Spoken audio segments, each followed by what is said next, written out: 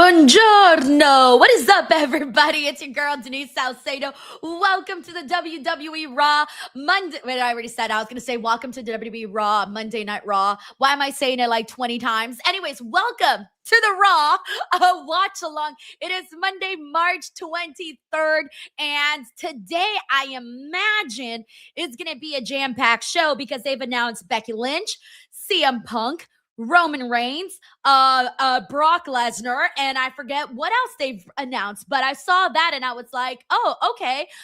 Given that we are now, get this, everybody, about 26 days away from WrestleMania, under 30 days now. I can't believe it. Before you know it, we're going to blink and WrestleMania season is going to be over, which is crazy, right? But anyway, so I'm excited to be here. Thank you to everybody who's here and hanging out with us today. So let me, hold on one second. I'm going to start recording here.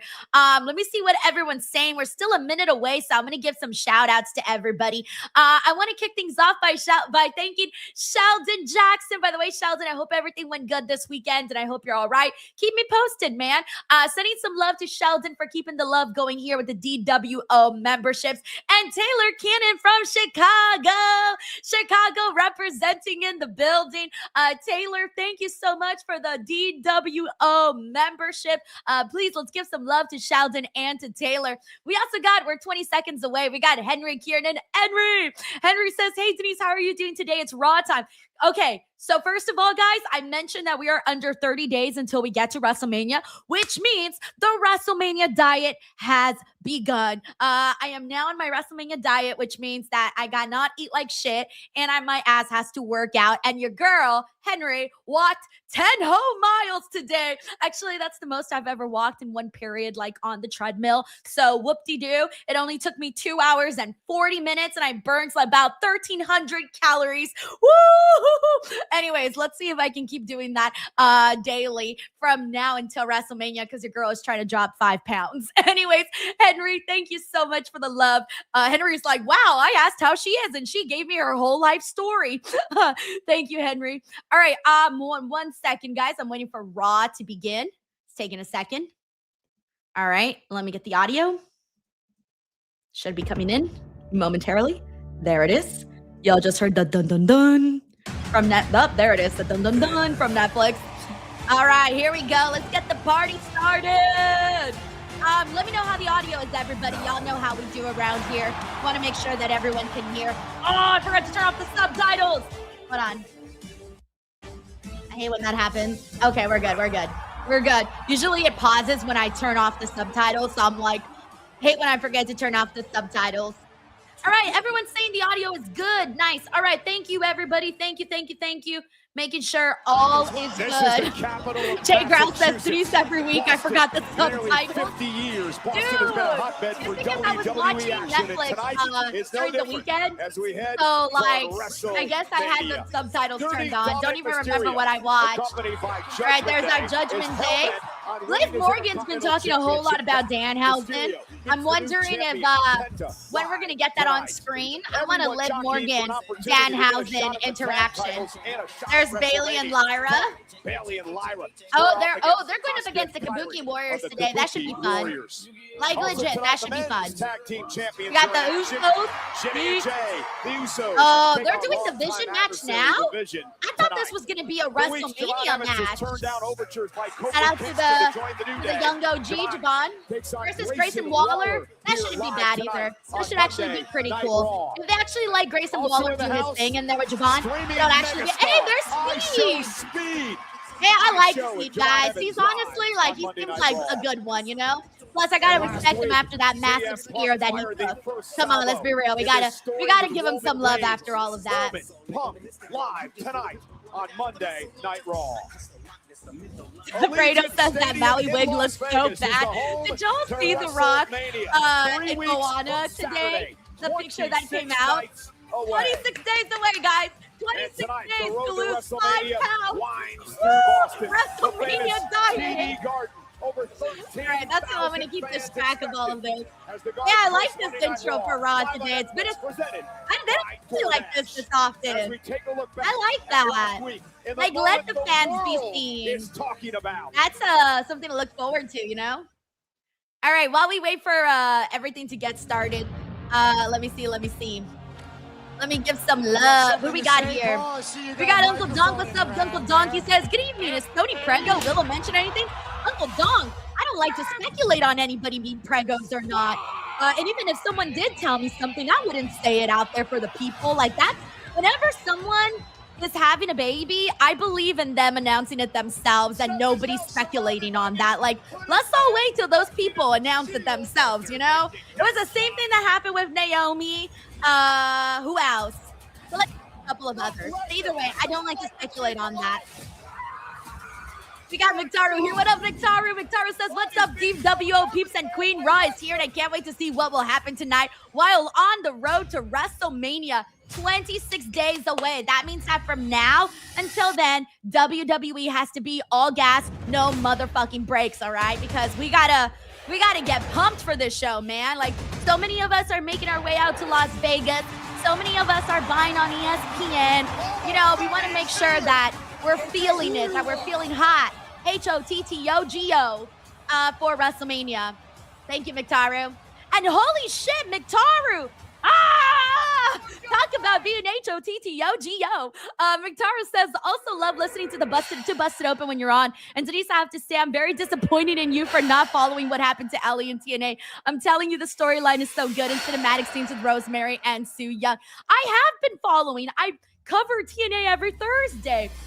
Every Thursday night, I cover TNA. So check that out. I do talk about that whole storyline.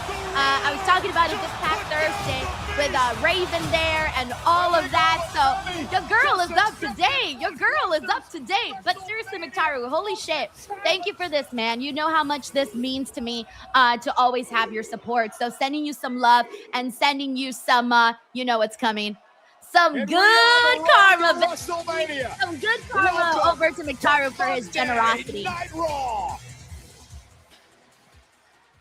All right, here we go. The show's finally starting. Who are we starting with? Brock? Oba? Brock. Ooh, I kind of guessed it.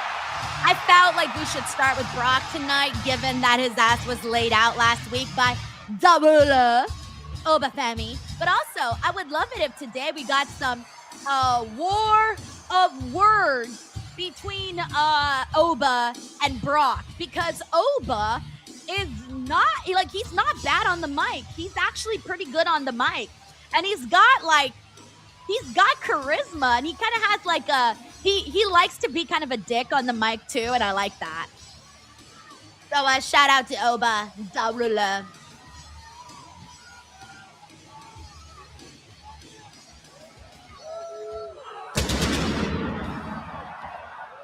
Ladies and gentlemen, please welcome, accompanied by his advocate, WWE Hall of Famer, Paul. Fleet Pete says business. Wait, business giant party? Wait, what? Business in John's party? In that? What? I'm confused. Lesnar knows what awaits. All right, let me see. We got D. Martin Fifth. What's up, D. Martin Fifth? He says, hola, señora Denise. To return the favor from Dynamite, if you see me walking around Squared Circle Expo this weekend, come say hi. And more than likely, I'll be sporting a Philippine flag headband. Hey, D. Martin, I hope to see you there, man. I'm a little nervous, though, about going over to Indianapolis right now. I do not know what the situation's going to be like at the airport. I'm not sure how many of you guys haven't seen what a mess things are at TCA right now. I'm going through TCA right now. I'm a little bit nervous about having to like get into that with like millions of people at the airport. So I'm kind of a little bit on edge right now about having to travel this Thursday. I'm not excited about it at the moment. Really not excited about it. So damn, but either way, I'm excited about Squared Circle Expo. Hopefully I get there in time and all of that. But yeah, I'm a little nervous to travel at the moment. Thank you, D. Martin Fifth.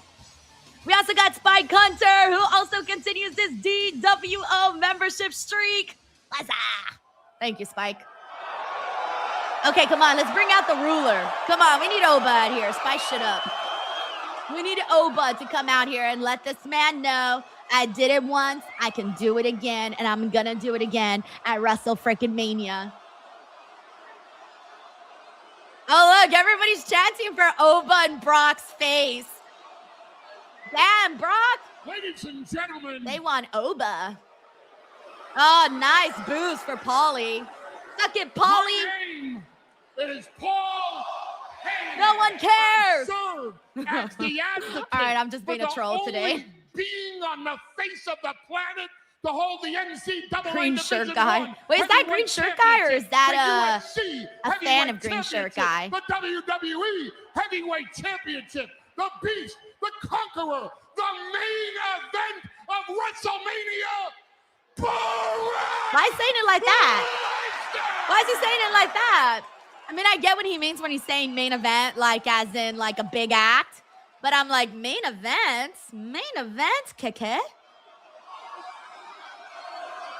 Look at the people want Oba. They're hungry for it. They're hungry for it. Hungry like a wolf. Ladies and gentlemen, I have to tell you, you're pissing off Brock Lesnar. Ike? Damn, I don't care. Oba. And the reason Oba why is Oba you're in my pissing heart. off Brock Lesnar is because let's all be honest with each other about what happened last week. Last week, Brock Lesnar laid to waste 5, 10, 15, 20 masked men, splayed them all over the floor, over the desk, into the crowd, in the ring, beat up 20 men, then got distracted by Seth freaking Rollins. Oh, this is sad. And Paul Heyman out here making excuses. That is when a man so overhyped by WWE, it invoked my gag reflex. This overhyped gag reflex. wannabe ruler comes down and takes advantage of the fact that Brock Lesnar had been in 20 fights, that Brock Lesnar was distracted by Seth Rollins, and this overhyped ruler takes advantage to the point. All right, enough talk, Paulie. We want Oba out here. Enough talk. I already tuned out like 10 times. For those of you watching at home, they're reacting to the fact that I'm talking about Oba Femi. That's his name. Don't wear it out. And this, ladies and gentlemen, is the saddest part of it all.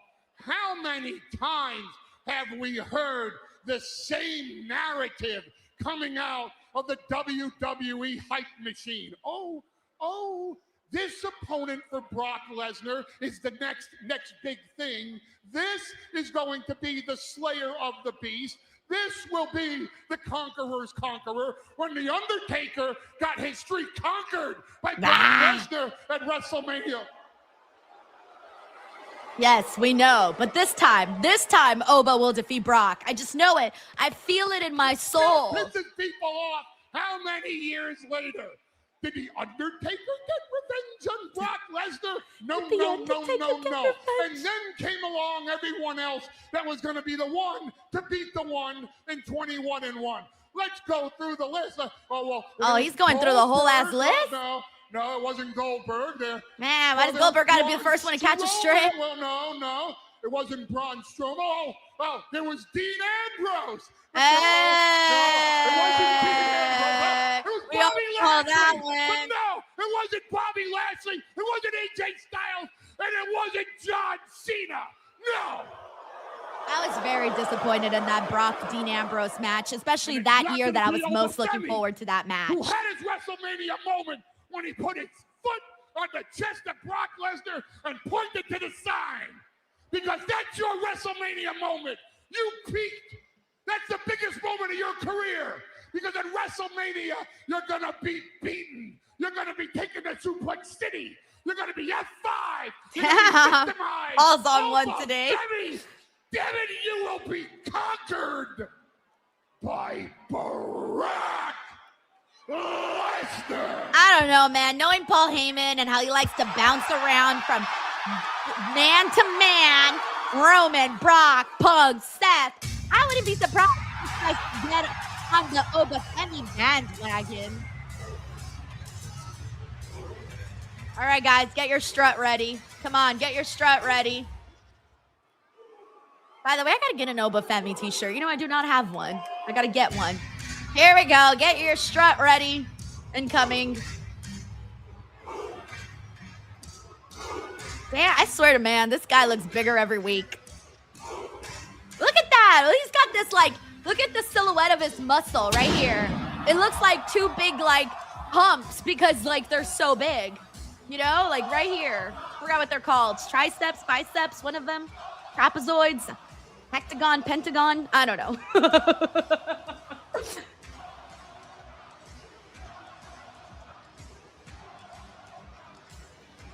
I love how everyone's doing it.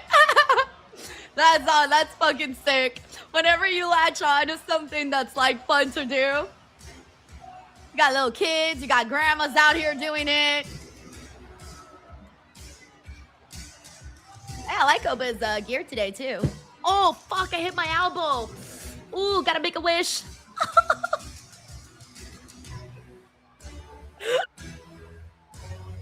Okay, by the way, that's just like a myth that I believe in. If you hit your elbow and you don't massage it, you make a wish. But you can't massage it. You gotta take the pain. Take the pain. Speaking of take the pain, here we go. Brock and Oba.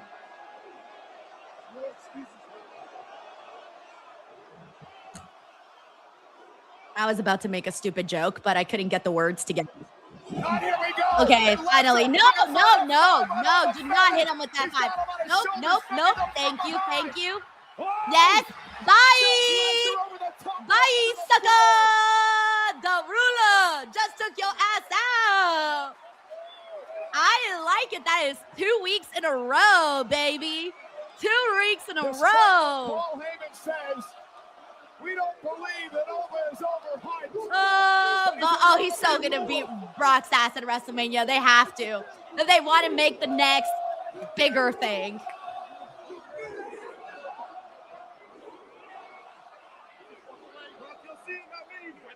I don't know why I'm doing the yes chance. Why am I doing yes? Yes chance.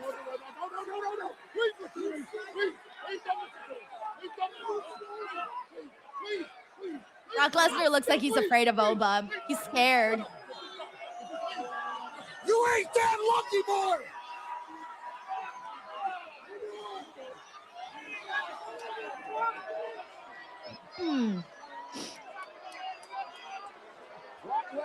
All he can do is laugh and walk away. Laugh and walk away. On his heels. Let's talk about the reality of the situation, Cole. When, if ever, was the last time Brock Lesnar backed away from a combat situation?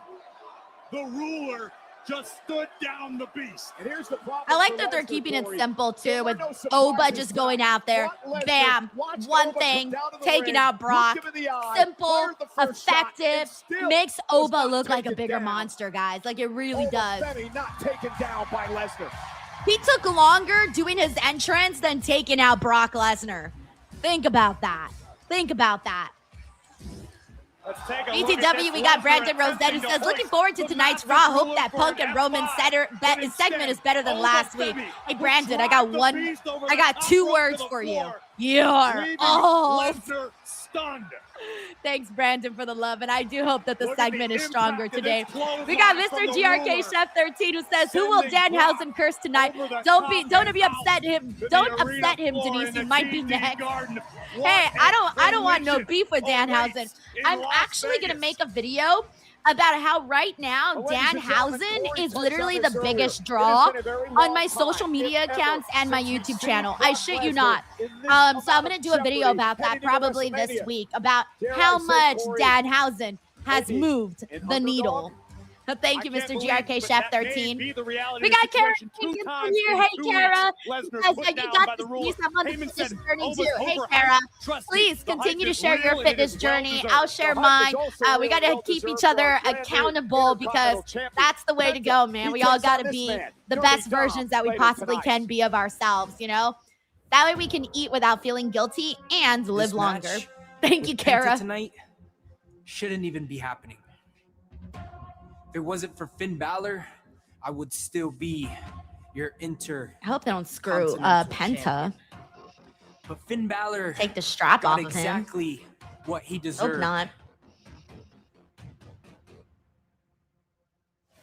And Penta, this is not gonna go the same way it did last time. Porque esta vez me voy a enfocar en ti mismo. Porque ese campeonato va a regresar donde pertenece. El verdadero campeón intercontinental. Intercontinental. That's a hard word to say in Spanish. Intercontinental. I can't even say. I struggle. Dominic. Intercontinental. That's a hard one to say.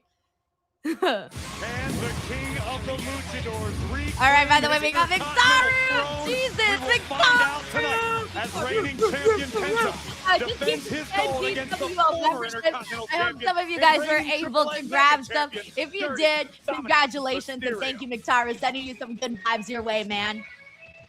All right, now we got the Usos. Please, hit my music. Oh, yeah. By the way, we got Brandon Rosen who says, I'm already in shape, I'm round. Oh, Brandon, do you want to be like circle to at least, maybe? I don't know. Oh, you're not going to do the eagle Yeah, dance I'm again, are you? encouraging the WrestleMania diet right now, or Oh, exercise, 3 weeks away. You might whatever you pull want to something, call but it. we need you at 100% I want to do one of like those virtual runs, by the way, you know, the ones that like track how many miles you do and then they give you like a medal. I want to do one, but I wish they had a Taylor Swift one. I was looking for one today on Google and I couldn't find one. But if anyone ever hears of a Taylor Swift virtual run, please let me know, because I'm on the hunt for one. I want a Taylor Swift medal. Thank you, Brandon. All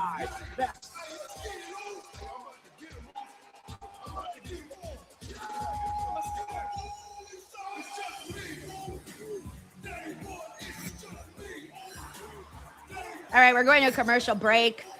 I'll be muting the commercials here and seeing what everyone's discussing. But I think that was a hot start to Monday Night Raw, by the way. I did enjoy that start to the show. All right, let me mute the commercials. We're on a 3-minute break. We got Plus Ultra Adrian in the building. What's up, Adrian? He says, what's up, Denise and the DWO family? Home from work and I'm ready for a good night of wrestling. Let the road to WrestleMania begin. Exactly. Like, we're almost there, baby. Like, we got a couple more exits, and then we're going to exit off this WrestleMania freeway, and we're going to be at our destination. Yeah, man, I think, like, right now, this should be, like, the most exciting period. And I'm hoping that it really does work out. I don't know if more people have bought tickets for WrestleMania coming off of that Brock Oba announcement. I haven't seen anything in regards to that. But hopefully they did. We'll see. Thank you, Adrian. We also got Uncle Dunk in the building. What's up, Uncle Dunk? He says Brock versus Oba is like one of the 2 or 3 matches I'm hyped for this WrestleMania. Dude, same. Honestly, like I'm pretty much hyped for almost every single match that is on the card so far, especially the big matches. Like I'm pretty locked into some of those. So I'm feeling good about my interest heading into the show. Thank you, Uncle Dunk. And we also have Taylor Cannon, who gifted another DWO membership. Taylor, thank you so much for gifting not 1, but 2 DWO memberships. Thank you, Taylor. Alrighty, let me give some shout outs, by the way. Let me see what we got. If you're in here and you haven't been acknowledged and you're like, Denise, I'm here. Hello. Please introduce yourself or anything. Pretty much everything is on the table here. Let's see who we got here. We got Jonathan Carter, who says we need a hair versus hair match. Who's going to be in the hair versus hair match? Who do we want in that? We also got Hood Boy the Real in the building. What's up, dude? We got Fly Guy Rob, says he had a long day today. Dude, unwind, grab your favorite little snack, sit down on the couch and chillax. We also got Z-Man Scar in here. What's up, dude? I agree. It was a really good start to Monday Night Raw. Also, shout out to R Cadillac 1965. Sending you lots of love and positivity. I've been seeing a lot of your comments and seeing you take part in the chat. And I'm very happy that you found a place to come hang out and watch wrestling. So sending you some good vibes, man. All right. Noah King says, Denise, I was talking to my girlfriend last night and she watched your interview with Willow Nightingale. Yes. Thank you to your girlfriend for watching that. By the way, can you please let her know? That interview with Willow, by the way, Willow's fantastic, man. If you guys have seen it, and I know a lot of you guys have already, it's up on the channel. I posted the whole interview with Willow Nightingale. And then today I also posted a vlog, like a behind the scenes vlog of getting ready for my first ever live show. So if any of you guys are interested in that, both of those videos are up right now on the channel. So thank you so much, Noah, and to your girlfriend. And here we go. Let me get the audio back. We got Jonathan Carter who says, we're home for WrestleMania. I swear there's only like 3 matches announced. I think there's like 6, 5, 6, somewhere around there. Ron Stallum said that it was reportedly 2,000 tickets sold in the last week. Really? Hey, that 2,000 is 2,000, right? That's 2,000 more people heading over there. 1 p.m. Eastern, 10 a.m. Pacific via Ticketmaster.com. Fans can purchase tickets during the exclusive free sale through the end of the day. By the way, we also got Anthony over on Twitch. We got Eric Diaz with us. We got Paul Sturr. We got Alexander. We got Big Boss. We got Muhammad in here. What's up, Muhammad? We got Miami Scorp. We got Kev who says the Mania card is taking shape nicely. Still want a women's tag TLC match. You and me both, brother. We also got Crazy C in the building. We got Jonathan. We got Darren. We got Charles. We got Fabian. We got Brian. What's up, Brian? We also got Mark Caramillo. Enjoy your lunch, dude. We got Al Summers with us. Jay growls. What's up, Jay? Representing the Vision, the team of Logan Paul and Austin Theory. Well, it's been quite the weekend for By the way, we got Stephen Marchuli. What's up, Stephen? How are you, man? Happy Monday. He says the women's match at WrestleMania you're most looking forward to. Well, from what's been announced, there's only been 2 matches that have been announced for the women's, right? It's the Liv Stephanie match and then the Rhea Jade match. Let me see if have I missed them announcing anything else? I don't think so. No, okay. Yeah, it's only those 2 matches. 5 matches have been announced, obviously. The one that I'm most looking forward to today, right now, as of this moment, wrestling-wise, Liv and Stephanie. Story-wise, actually, Jade and Rhea. I know that's kind of a cheap-ass answer to say both, but I'm looking forward to both for different reasons. Thank you, Steven. We also got Taylor Cannon here. Says it's been awesome to be part of the DWO for a whole spanking 34 months. Yep, Taylor, thank you, man. From Logan Paul. Meanwhile, the Usos got an eventful week as well. They'll be a part of the opening night telecast Wednesday night. The first time ever a baseball game will happen on Netflix. It's the opening night, the Yankees and the Giants. So oh yeah, I saw that the Usos are going to be there. Jey Uso. Again, a win for the Vision tonight. All right, so we got the Usos versus the Vision. Let's see how this works out. I don't know why, but I have a feeling that this is going to end in some like shenanigans. And I still think we're getting this match at WrestleMania. United States champion Logan Paul, United States champion in his own right, knocking off the Usos would absolutely entitle them to a title match, in my opinion. The Vision, who's been having all kinds of problems. I feel so bad for Austin Theory, by the way, because like he had finally joined a cool group, and then well, look at what happened to the said cool group. It just kind of kept dwindling. He talks about the power that being the tag team champions would bring to their group. No doubt about it. As we look at that, and I think he was like, yeah, like here we go. This is my big break. You know, it's finally happening for me. And then, you know, shit hit the fan. Being the tag team champions carries a lot of clout in WWE. Timberlake. And here's the problem I see for Theory and Paul right now. Is the fact ATW, we got Mike Parker collects. Hey, Mike, how are you? He says, one day of work left that I'm off until next Tuesday. Pack for Squared Circle Expo on Wednesday. No flying, splitting up the drive, half Thursday, half Friday. Finally, watch your interviews with Arn Anderson and MJF BTW. Mike, I hope to see you there at Squared Circle Expo. By the way, I've seen a lot of people that are part of the GWO that are going to be there. So if you guys see me, please come say hello. And then we ate. Oh God, that's so lame. We ate. No, you did not, Logan Paul. Suck it, Logan Paul. All right, we're on a commercial. We got 3 minutes left. Yeah, no, it's so much better you're not flying and that you're able to drive. That makes like so much easier, I think. Especially if you're splitting up the drive. You kind of add like a nice road trip on top of your Squared Circle Expo adventure. And thank you for watching the interviews with Arn and with MJF, by the way. That MJF interview has gotten a lot of buzz, a lot of people have really liked that interview, and I could not be happier about that. And then as for Arn Anderson, that was a low-key slapper of an interview.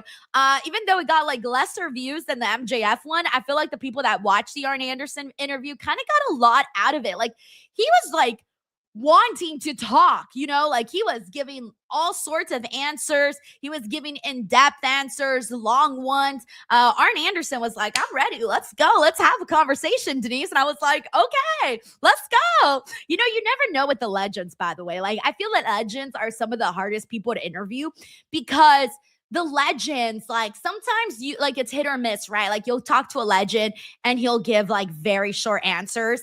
And then you'll talk to another legend that's so excited to talk that they'll give like all of these great answers. So you really never know what you're gonna get. And so whenever I do get like a very talkative, informative legend, it always just makes an interview so much better.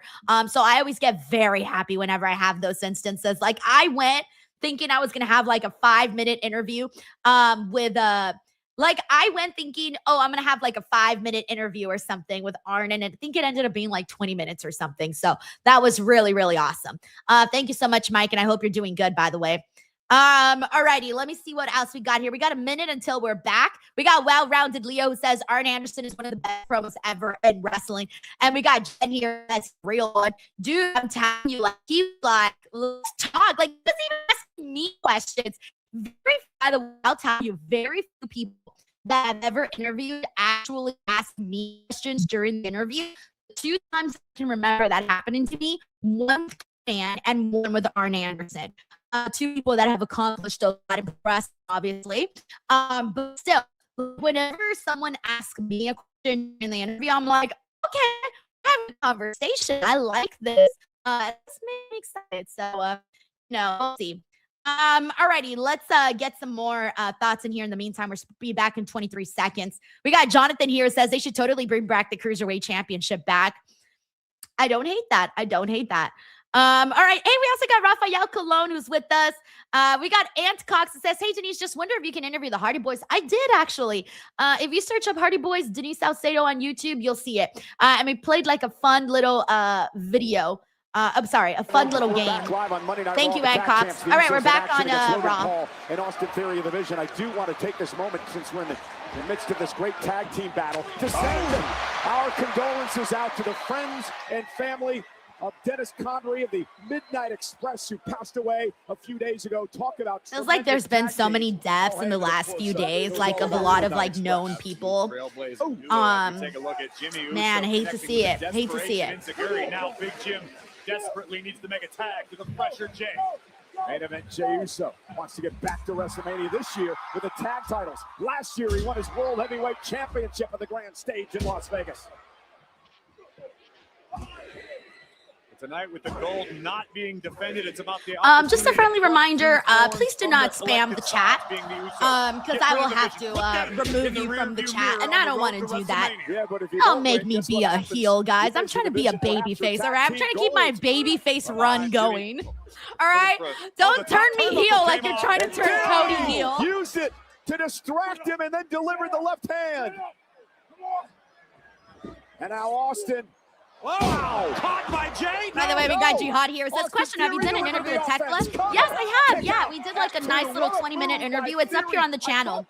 Honestly, any of your favorite wrestlers, guys, just Google or on the YouTube search bar, type in your favorite wrestler's name, my name. Chances are something will pop up. About Austin Theory. We've talked for years about his athletic ability, about his prowess in the ring. But now under the tutelage of Heyman and teaming up with Logan Paul. We talked about this just a few minutes ago, Corey. The fact that Theory is, yeah! Also, shout out to Francesco. What's up, Francesco? By main event, Jey Uso. Ice Mouse says, my Netflix is messing up. It won't let me start the show from the beginning. Try to refresh, dude. Maybe log out and relog back in. Distracted the official, Sean Bennett. Now Jimmy. Yeah, see, guys, I'm sensing shenanigans for this matchup. Look at Paul. Look at Paul. He's got the knucks. The brass knuckles. He's used to such LA Knight. I wasn't expecting LA Knight. Oh, that's right. He's kind of been in and out of this. Vision problems. I mean, as in the vision. What's up, Fleet Pete? What's up, dude? Oh, he came out from the back. Okay, yeah, this is gonna be like a finish. Oh, wait, now we're gonna get brass nuts today. They're gonna use them. Courtesy of LA Knight. Ah, shit happened. Oh, fuck, is it here? Is Netflix? Probably me. Always me. It's always me. Guys, my Netflix froze. Hold on. Sorry. Second. Just telling someone how to fix their Netflix. Now I'm here trying to fix my Netflix. Hold the phone. It's me. Evil thing. Evil. Let's give it a second. Oh, shit. Dang it. Just give it a second, guys. It'll come back. There we go. It's back. Okay, I missed. Okay, I missed what happened here. Oh shit! Hold on. Hold on. Wait a minute. Wait a minute. Oh. Sorry, everyone. Technical difficulties. On the road to WrestleMania 3 weeks. That was me. I paused Nights it by away. accident. You felt it early on with Oba Femi Hold on. Lesnar. You felt it in that tag team. At least I didn't fuck up in the beginning. Felt it last Am I live? Roman Reigns. I can't tell if I'm live. It's like not letting me check the bar. It's not telling me where I'm at. Okay, I hope I'm live, guys. It's not letting me check to see if I'm live, but hopefully I'm live with the stream. Are you guys seeing Roman Reigns and the CM Punk playback? To be alive on a Monday night or what? Okay, I think I'm good. I'm a little surprised. All right, thank you guys. Everyone's saying I'm good. I'm live. Thank you, thank you, thank you. All right, and now I do have to make a heel turn too. I'm gonna have to block the spammer. I gave a warning, but y'all made me end my babyface run. Y'all made me end my babyface run, and I had to block the spammer because that gets annoying. Nobody wants to be annoyed. Right message, wrong messenger. Who's the real tribal chief? I've heard this garbage for 5 years straight. I've done everything under the sun in this business. You're old. Can't wait for it. We all know that you can't do it. I feel like that's gonna live in infamy from now on. Like every time we talk about this, we're all gonna mention the "you're old" bit. Tracy says, "Who are you kidding? You've been a heel for a while, Dee." My show, I tell you. I'm those heels that like. The heels that think they're right, you know? Like, I don't realize I'm a heel. I'm in your head, and I'm under your skin. Also, what's up to Tezzy? Tez is in the building. How's it going? It's the last time you're going to main event. I'm going to pin you and beat you. BTW, we got Jonathan in the building. Jonathan, thank you so much for this very kind super chat. Jonathan says, "Hey Denise, I have to raise money for my charity of choice to run the Chicago Marathon this year. Was wondering if you and the DWO can help me with some donations. I have a link." Hey Jonathan, can you send it to me on Twitter? If you send it to me on Twitter, that'll make things a lot easier for me where I can like check it out and retweet it and you know, that sort of thing. So please do send it to me on Twitter. And thank you for sharing this and for always being really cool, and best of luck running the Chicago Marathon, by the way. Incredible. I know running a marathon's no joke, man. Well, as this war of words on the road to WrestleMania continues to escalate, perhaps one of the most deeply personal WrestleMania main events in history in Las Vegas, but tonight in Boston, both the World Heavyweight Champion CM Punk and his challenger, the Tribal Chief Roman Reigns, are in the house in the same building tonight. as is the delusional, furious, often offended Becky Lynch. An ambush on the Intercontinental Champion AJ Lee last week. Becky Lynch's jacket looks really comfortable. Also, shout out to John Charles is hanging out with us. What's up, John Charles? All right, let me mute the commercials. I feel like we just came back from commercials and we're in commercials again. All right, let me catch up with what everyone's saying. We also got Tiffany Kunad. Tiffany, thank you so much for the super chat. Tiffany says, hey, Denise and DWO fam, happy Monday Night Raw. Hope everyone is doing great. Watched your vlog with getting ready for your first improv show. Also laugh with Reg bringing up your mom. It's so funny. Yeah, we decided to do like a whole bit on the show. And I was like, hey, Reg, my mom is here. He's like, where's your mom? Where's your mom? It was so much fun. It was a great time. And then we got Denise's mom chants going too. It was incredible. Thank you for watching the vlog, by the way. I try to do more vlogs. I know some people really like vlogs, so I'm like, all right, let me try to give people a different look into what you guys don't normally see. A little bit of what else is going on in this world. Thank you, Tiffany, for the very nice super chat, and I hope you're having a good Monday. And I'm going to send you some good karma. Hey, I really need a new graphic though. This one's kind of getting boring. It's a boring old graphic. I got bored of it in like one day. I'll come up with something at some point. Thank you, Tiffany. We also got McTaro here who says, Wrestling Promo 101. Never call your opponent old or shapes and size. Words from Tommy Dreamer on Busted Open After Dark last week. Well, I thought everybody kind of knew this, by the way. Like, you're not supposed to technically like belittle your opponent to make them feel like they're because basically, like, if you say, oh, I beat up this old shitty wrestler, right? Like, let's say I'm cutting a promo and I'm like, my opponent, Jenny B, is like, I'm telling Jenny B, oh, Jenny B, you're old and you're terrible and you suck and you're the worst wrestler ever. And then I beat you.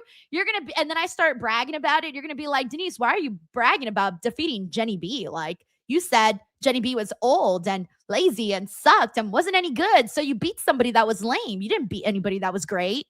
So yeah, that is something that is kind of like part of, that's part of things, of course. Thank you, McTaru. We also got Jonathan here who says, I don't have Twitter. Oh, what app do you have? Or you can email me if that helps. I'm not sure if you're on Instagram.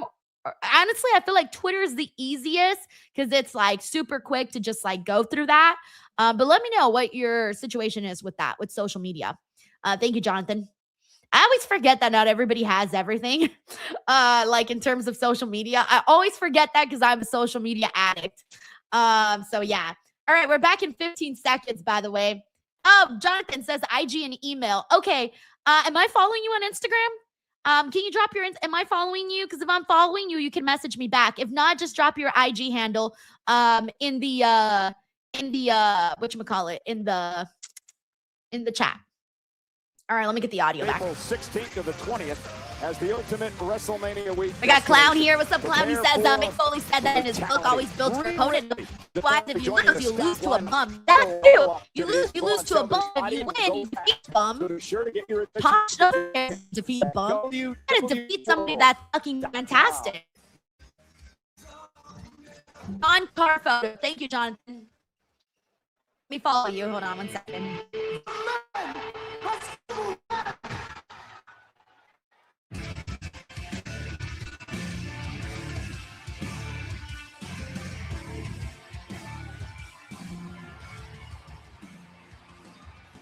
All right, just sent you a request. Thank you so much, Tanisha. Tanisha says the vlogs are cool. You get a chance behind the scenes. Thank you, Tanisha. Becky Lynch has been seething. All right, let me. She lost in her championship to AJ Lee last week. A great match. Let's see what we get out of this with Becky out here. Mind you, she's still feuding with AJ Lee. Bayley pushed the champion to the limits. And in the closing moments, a miscalculation by the role model allowed Lee to I did see that, by the way, that her show got canceled. The Star Trek show. However, I saw it was a short-lived celebration as Becky Lynch Tommy would says arrive 10 bucks. She from mentioned Sports backstage Illustrated. and Oh, flatten that the is champ out. in brutal We got Kara fashion. Jenkins here who says Bringing the Becky's the fight only to person that can AJ pull Lee. off that outfit. And the Yeah, I think exclamation given how point, many like tattooing crazy Lee outfits with she's her worn own in her day, championship. like she can Message definitely sent push the by push the Becky. envelope. Becky has She been could probably bitter wear an ever since envelope and look losing her good. championship. She's blamed An everyone envelope. except herself. We got Shane K. Andrews who says, what's funny, everyone thought Becky and Seth were going to announce they're having another baby, but they announced they started a coffee brand. Amazing. Amazing. Mr. Know-It-All says, I can't believe they dragged this to Mania. Oh, come on, Mr. Know-It-All. You had to have known, right? You boo me. I think we saw this coming. You boo me. You cheer someone who abandoned you for a decade, but you boo me. Okay. Oh. Actually, I really like Becky, so I ain't about to get caught booing Becky. I get taking breaks. I took a break. I took 10 months off, not 10 years. But I did it because you people got sick of seeing me succeed. You got sick of seeing me win world titles, so I went home. I went home to my family, to people who appreciate me, to my daughter, to the love of my life. She's got it all. Her hot husband, her baby, her coffee. She's got it all. I made a point. I didn't go for world titles. No, I went for the Intercontinental title. And I turned that title into the most important, most interesting, most represented women's title in all of wrestling. She did good with the IC title. Can't argue her. I am damn proud of that title. I am damn proud of what it represents. I love that title. I made that title. Hey, Lyra did some good shit with that title too. But Becky was a bigger name, so. I have to watch as AJ Lee prances around like she deserves that title. And after it was robbed from me at Elimination Chamber, I went home to my sanctuary and I tried to take a break with the people I love, but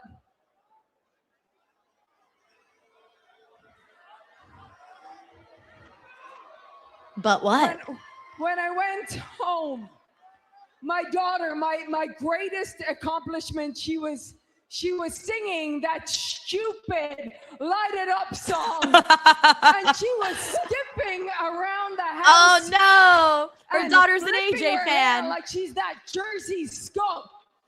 And it's almost as if she doesn't realize that her mom is the greatest female wrestler of all time. And it's not just me saying it. Other people say it. Everybody says it. Sports Illustrated says it. The Bleacher Report says it. Meanwhile, AJ Lee's greatest claim to fame before this was that she mastered the Divas era. Well, I murdered the Divas era. Yo! Murdered the Divas era? Through its heart, its butterfly belted wings, and ripped them off. And that's exactly what I'm gonna do to AJ Lee. I'm going to get my hands up. Man, rip the Butterfly Divas Championship, by the way. I know it was what it was, but it was cute. It was cute. AJ, she disrespected your era. You need to go out there and mess her up. No skipping yes, tonight, no skipping tonight. Good. Mess her up. Get in there. Retreating. She beat you up last week. You know what they say, Cole, discretion's the better part of valor. They also call that chicken. You call that chicken. Everybody else calls it valor.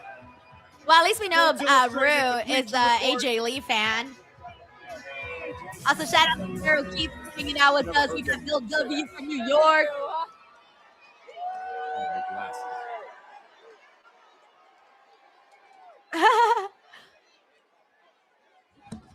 Oh no! AJ Lee's muted.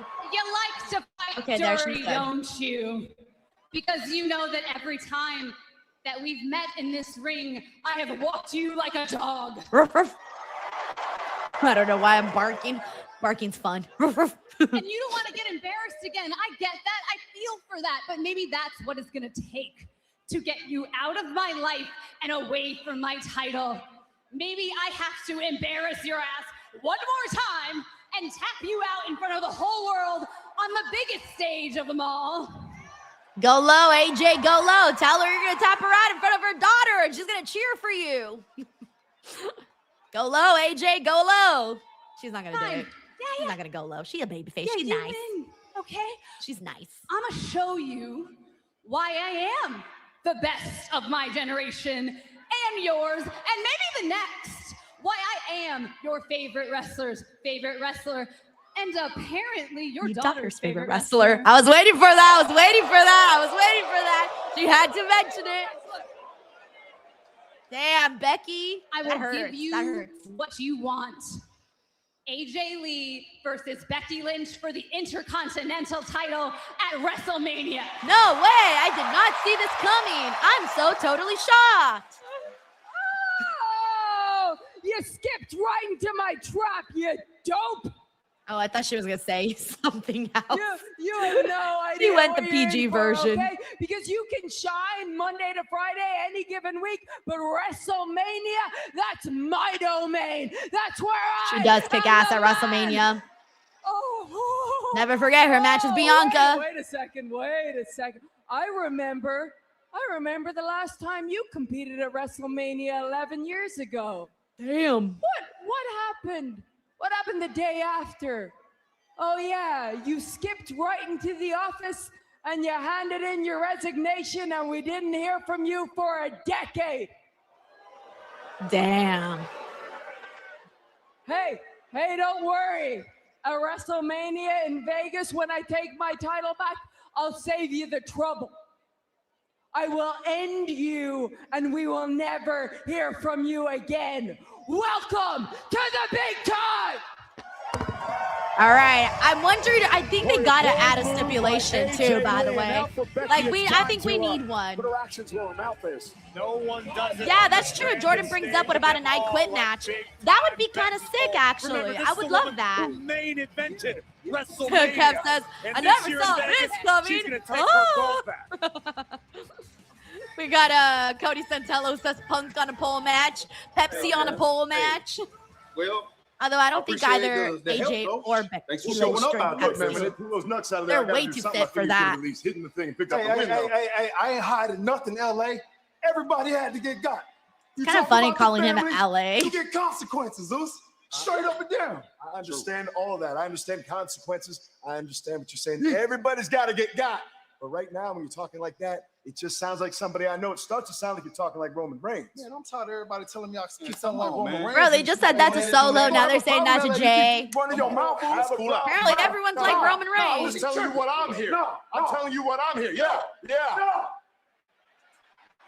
It's like seeing points about I mind words we speak about our family. Also, with Rock right behind there too. He's watching this. He's like, I see what is going on with a big old eyebrow. Usos, but up next, Jevon Evans takes on Grayson Waller in a match presented. All right, hopefully this is fun. We'll see. Bank. It's live next on Monday Night Raw. Yeah, we got Otto here who notices that both the MFTs and the Rocks on the trucks in the background. Yeah, that's what we were all looking at. Like, does that mean anything? You know, we're going to start wondering if that means anything, and then it's not going to mean anything. But the fact that they were talking about, like, the family and all of that, it makes you wonder. It's the least you could do is wonder, right? I wonder, I don't even want to start the conversation about The Rock. Like, I wonder if he'll be there for WrestleMania this year since everybody was waiting for him last year. But I feel like there was more reason for him to be there last year than this year. So I don't know, unless he does come out there and be like, dude, what the fuck, CM Punk, you're saying this about the family. Maybe, maybe not. I don't know. By the way, we also got Wrestling Forever. It says, how's your Monday, Denise? Honestly, I'm doing good. I'm feeling good. Today for dinner, I had some pinwheel sandwiches that my husband brought. like from Ralph's, like they come in like a little pack and they're 4. I didn't really like them though. They were kind of like, they tasted like cafeteria food. So I was a little upset, but since I'm counting calories, like one, I like forced myself to eat them because that's what I had chosen and I had already opened the pack and I didn't want to waste any food. But I wasn't very happy about it. I put like so much tapatio on there. I was like, this thing needs some flavor. So I showered it with tapatio to give it some spice. And then I had some like, that was basically it, but I was a little disappointed. I should not have chosen those pinwheels. I thought they would have been better. But other than that, the Monday has been good. We got BX Syndicate who says the all-seen people's eyebrow. Also, Danhousen posted a picture of him with The Rock doing the eyebrow as well. And that's it, guys. I'm officially convinced that Danhousen is living his best life as a WWE superstar. I've never seen anybody have more fun being a WWE wrestler than I have Danhousen. He is living it up. Also, shout out to Cornell Bryant here who says The Rock is coming back. We got Dylan Carafo who says, bro, another commercial break. Welcome to the commercial breaks. Yeah, at least they go by a little fast, so that's good. We're back in about like 53 seconds. We got Tiffany Kunad here who says The Rock is always cooking and watching. Duran Golston says a steel cage match. I almost rather have it be an I Quit match than a steel cage match. I feel like that would be pretty fun.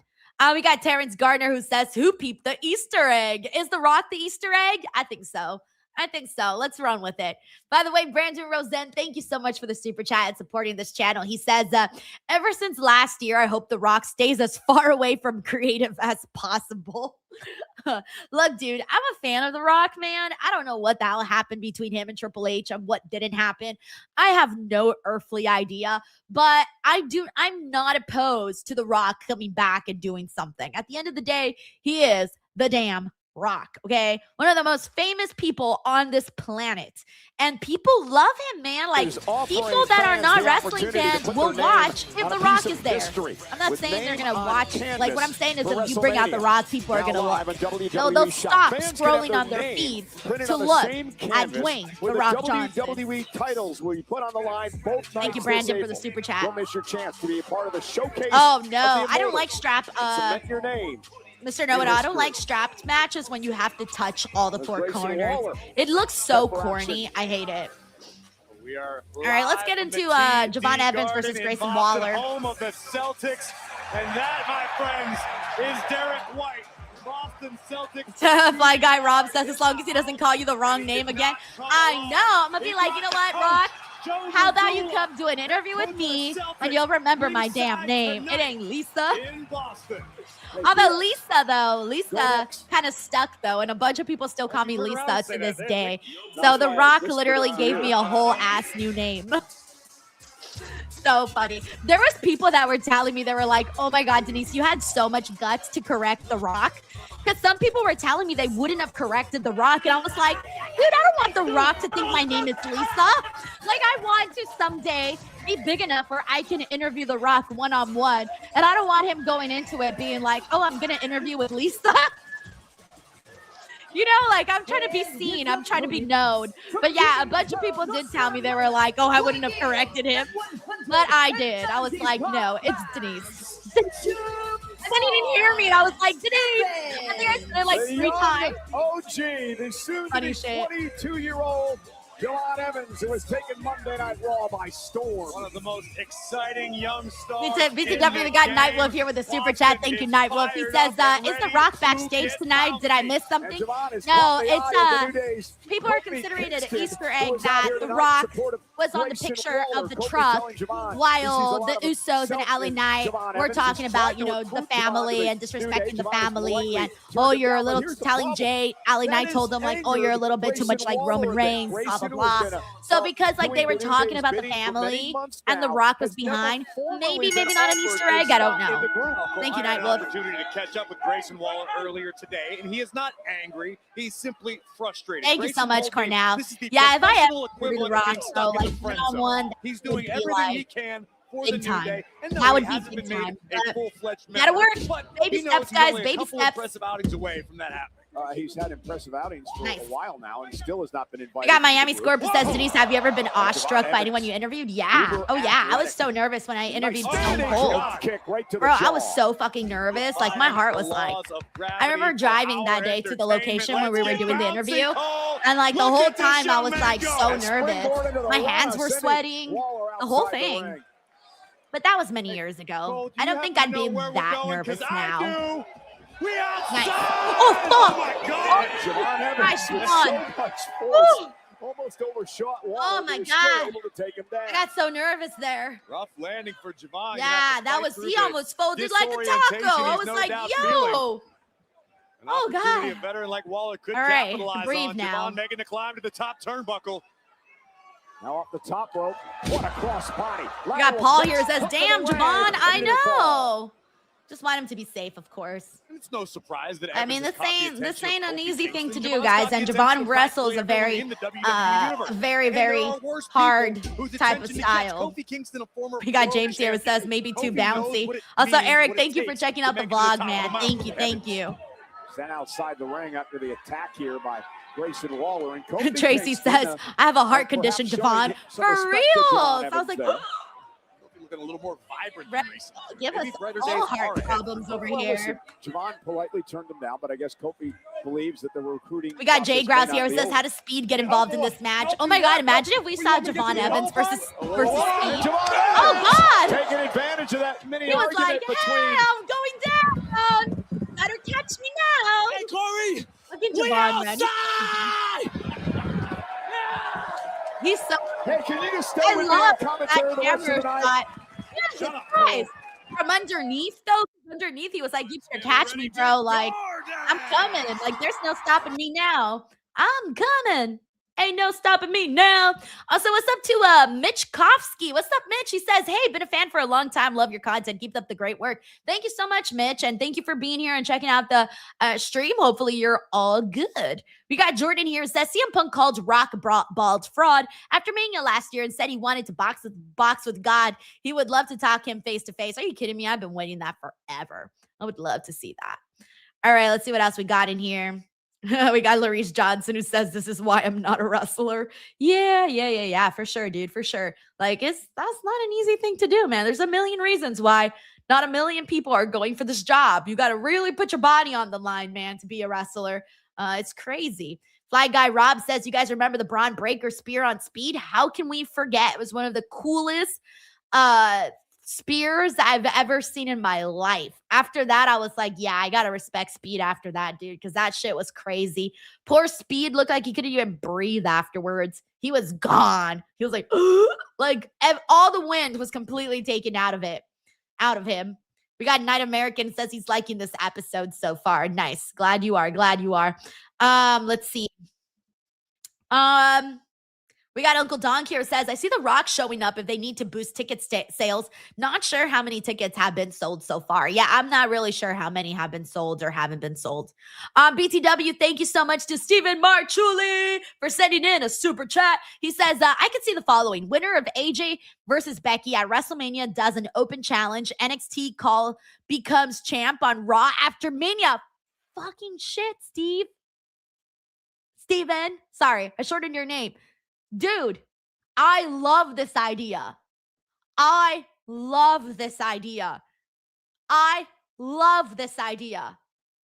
Wait, one more time. I love this idea. I think that would be such a fun, unique way to bring somebody up. Cough, cough. Blake Monroe. For reals. Or cough, cough, cough, cough. Soruka. Soruka or Blake Monroe coming in like this. Bravo, dude. Tweet it to Triple H or something. I don't know. Be like, hey, yo, creative idea. Take it if you want. No need to give me credit. Just putting it out on your radar. No, seriously, Steven, that's a really awesome idea. I actually really like that. And it makes me sad because I don't think it's actually going to happen. But if something like that did happen, I would be so incredibly all in for it. Thank you so much, Stephen Marchuli. Seriously, thank you for that idea. And thank you for the super chat. Gracias. We got Tubbs here says, how about Jada Parker? Dude, she's badass, man. I'm with you. Harry Darius says, Denise got a wild coughing cadence. All right, let me get the audio back. Open delivered a stomp to the spine of Jevon Evans, which stopped Evans in his tracks. You don't belong here. Waller getting a little too confident, and and Evans exploding out of the corner. I'd also use the word jealousy when it comes to Grayson Waller over the way that Kofi Kingston is all you have done all night, Cole, is driving. We got Brandon here says, so then it should be Becky who wins at WrestleMania, and then her losing the next night would mirror when AJ lost to Paige. I love it, Brandon. I love it. I love it. Now I'm going to be rooting for Becky. Jevon now springboard off the top rope. Look at the height from Jevon Evans. Just like you. Well-rounded Leo says, so Denise, I don't quite know how you feel about Steven's idea. Red dot on the mark. Thanks, Leo. Cover. You got T doing the third here. It says, I hope Grayson gets cursed. Oops, he's already cursed. Oh, congratulations. Yo. Take a look at the unbelievable athleticism of the young OG. Kofi trying to offer some words of encouragement to Waller. Congratulations. Look at the fire in the eyes of Jevon Evans. And Waller now. Oh, that might do it. We got Rod Scallop who says night 1 Saturday around 37 to 37,500 tickets sold. Night 2 Sunday about 38,000 to 38,47. 470. And how much does these sold again? Like, it's got to be like up there in the 100K, right? Or how much do they have available like for them to sell? Waller needs to maintain this pressure. Oh, easier said than done. Yeah, but he corrected himself like it was nothing. Nice German suplex released by Evans. But there's that switch. We got Hey Darius who says, I'm calling it Brock is hitting a shooting star press at Mania. Bro, I still remember that match with Kurt Angle. Fucking crazy. Evans caught him with I just realized I never took that off the screen. Ooh, Tracy, she says, I DM'd you info for the Taylor Virtual Marathon. You found one, Tracy?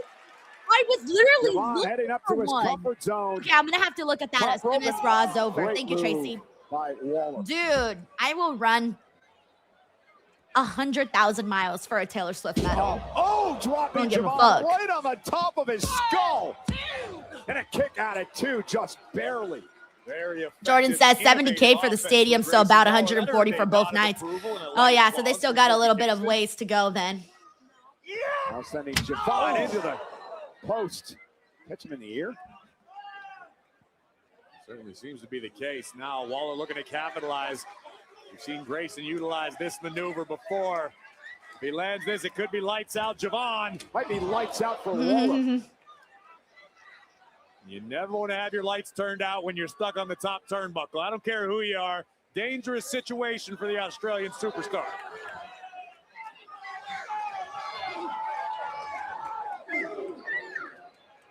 He's telling him to move, and he didn't move. He was telling him to move, and he didn't move. There, and Jevon landed on his feet and now scaling himself up to the top. Smash 5.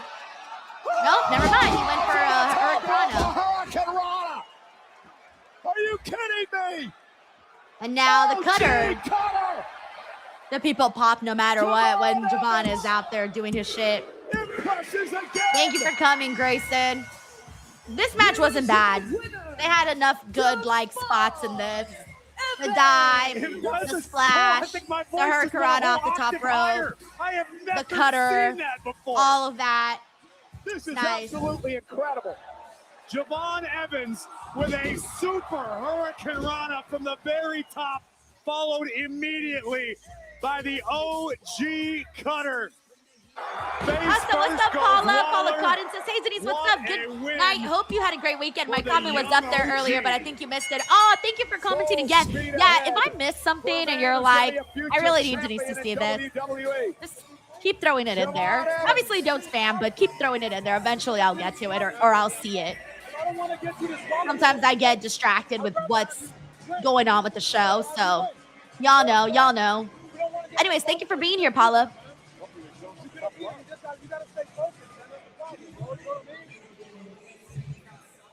All right, what's going on backstage? Well, you certainly are having a hell of a night. Paul and Adam are matching today. I want you to schedule a match. between me and you. Mud wrestling. Madison Square Garden.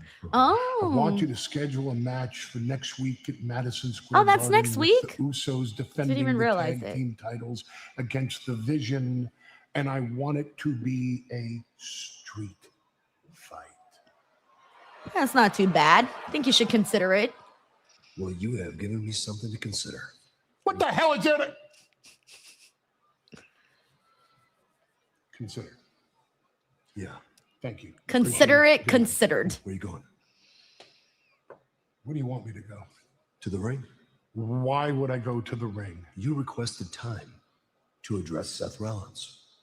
Paul, that time is now.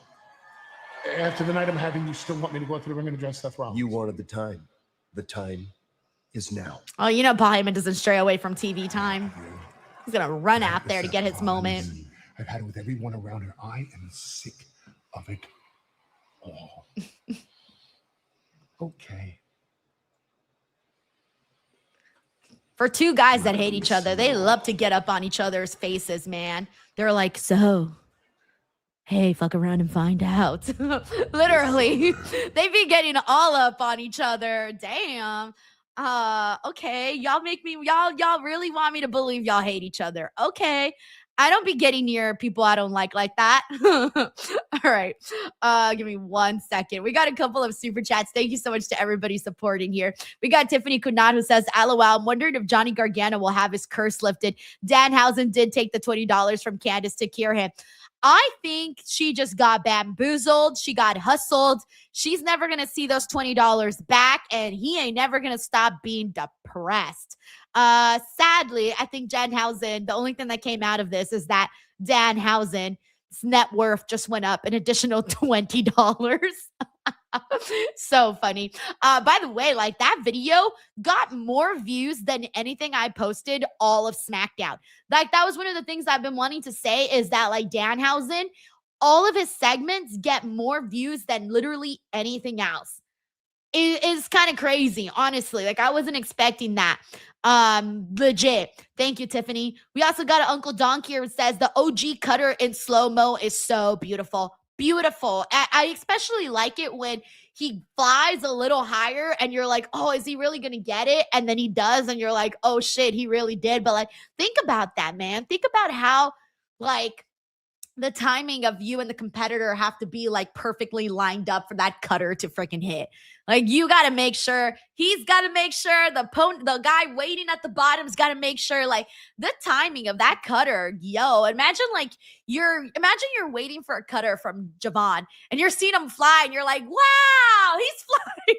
You're trying not to get distracted. And if you're Jevon, you're like, yo, is he going to be there when I go down? Is he going to be there? Like I got to make sure I got my arm open. It's open enough, a good whiff so that, you know, the person's big ass head fits in there. There's a lot to think about the like aerodynamics of putting together a cutter like that.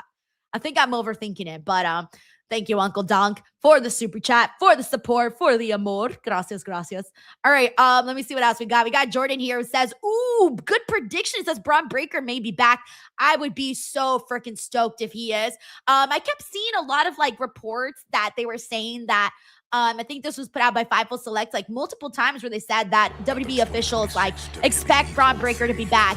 Then the fact that they didn't do Steph versus Brock makes me feel that it's because Steph will be facing Braun Breaker. So if he comes out today, we're in business, guys. A night like no other. A celebration in Las Also, Vegas. shout out to Phil I Am, who's hanging out with us here on the Twitter side of things. The WWE 2020. We got T-Dude the Third here on Twitch who says, dream match, Devon Evans versus Jeff Hardy, Saturday night's main event on YouTube. I'm with it. I co-sign. We'll host the 2026 WWE Hall of Fame induction ceremony at Dolby Live at Park MGM on Friday, April 17th at 9 p.m. Pacific, honoring AJ Styles, Demolition, Stephanie McMahon, and announced on Friday, NBA Hall of Famer, member of the NWO, Dennis Rodman. Tickets on sale now via Ticketmaster.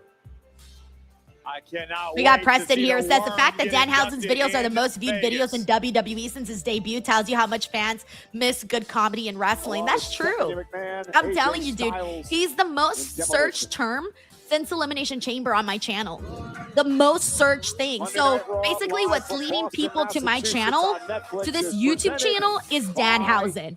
Danhousen right now is the biggest contributor of new viewers since he debuted on my channel. Since he debuted, comma, on my channel. Crazy, huh? Crazy. Like, crazy. What a... I don't even know how to say it. What a fucking awesome thing. Have more television time per Adam Pearce. Got a feel for him. Larry says 11 p.m. WWE Hall of Fame on the East Coast time. Oh, yeah, I think they did it last year, too. Last year, I remember I was at the Hall of Fame till, like, close to 2 a.m., I think.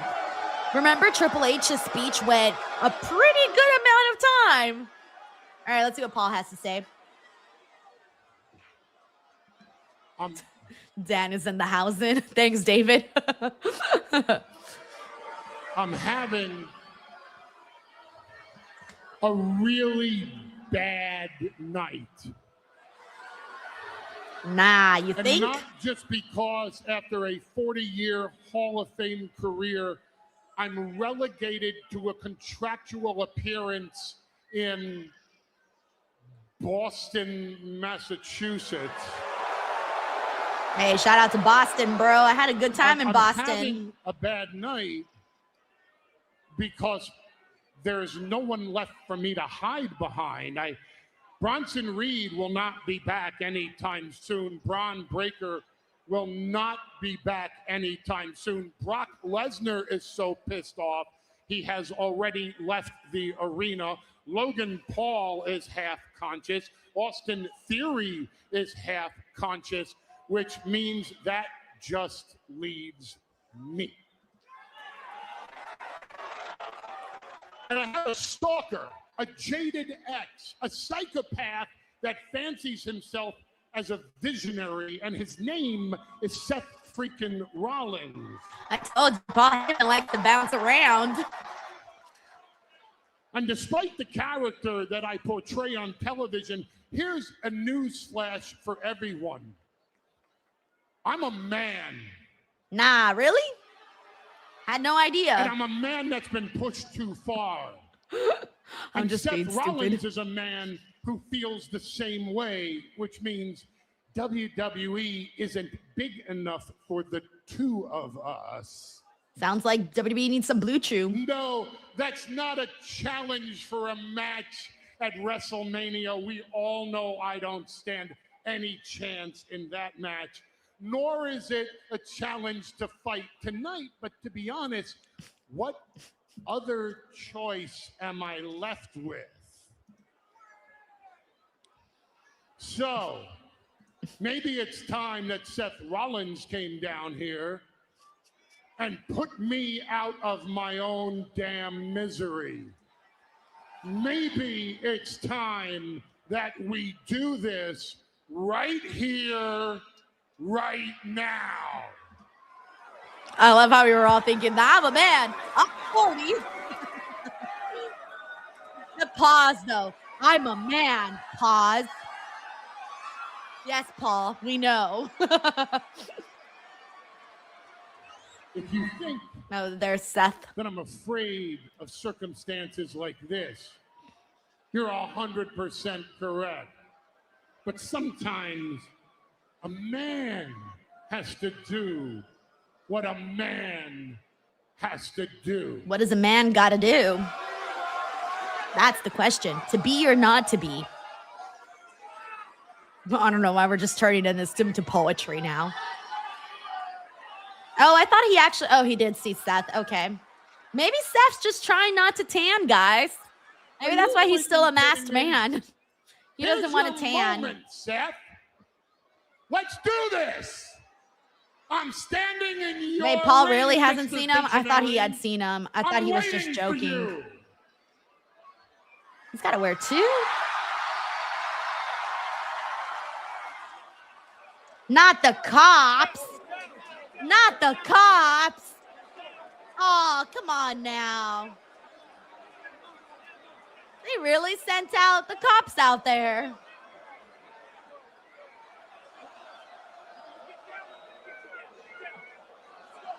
Yeah, that would be cool, by the way, if we just saw Braun Breaker, like, come from the crowd, and then he just, like, spears Seth Rollins off the commentary table. That shit would be dope. I told you I was going to settle this with you like a man. Men in my family are snitches. We file restraining orders with the courts. We file lawsuits. You really said that. Men in my family are snitches. Snitches get stitches. Jail. You are going to prison. Yeah, you're a rat, bro. He's a rat. Felon, your wife will divorce you. Your wife will divorce you? And she's married to half of the locker room. What? Someone is going to call Child Protective Services for your daughter. But don't worry. Oh, no, Paul. No, you didn't. Heyman will adopt you know what? your daughter so she doesn't go through life knowing that get his ass for that. That went too far. Dare you talk about a man's wife in that kind of manner? Oh, no. Yeah, fuck him up, Seth. Fuck him up. The microphone at him, and now the Don't talk about a man's wife. Forcing Seth Rollins into the corner. And now they're cuffing Rollins. And hey, did they read him his rights, though? Make sure you read him his rights. Because, Seth, you can do something about that if they don't read you your rights.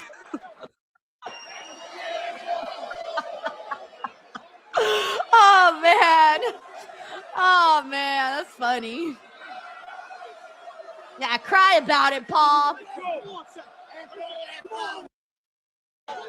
Wait, is Paul crying or laughing? Oh, he's laughing.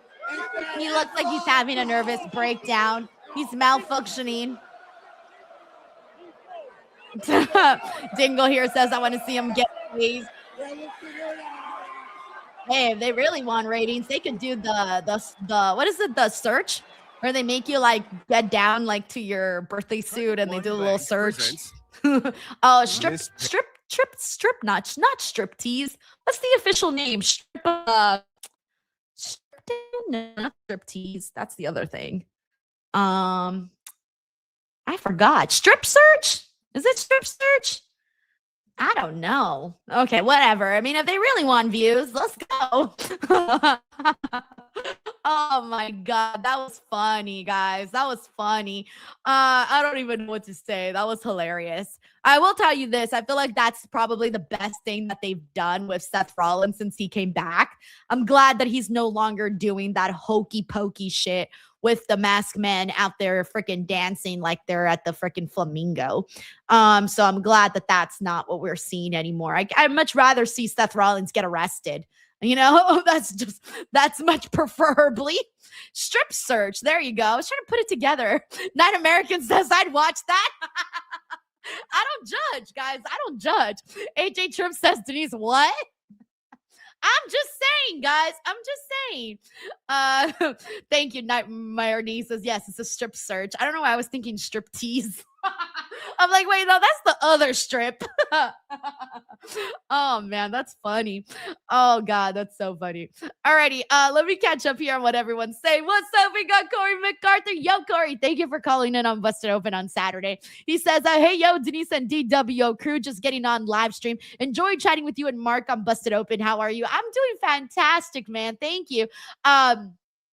It was a good time chatting with you. It was a good time to do Busted Open on Saturday. I'm not going to be on this Saturday because this Saturday I'm going to be at Squared Circle Expo. So your girl asked for the day off.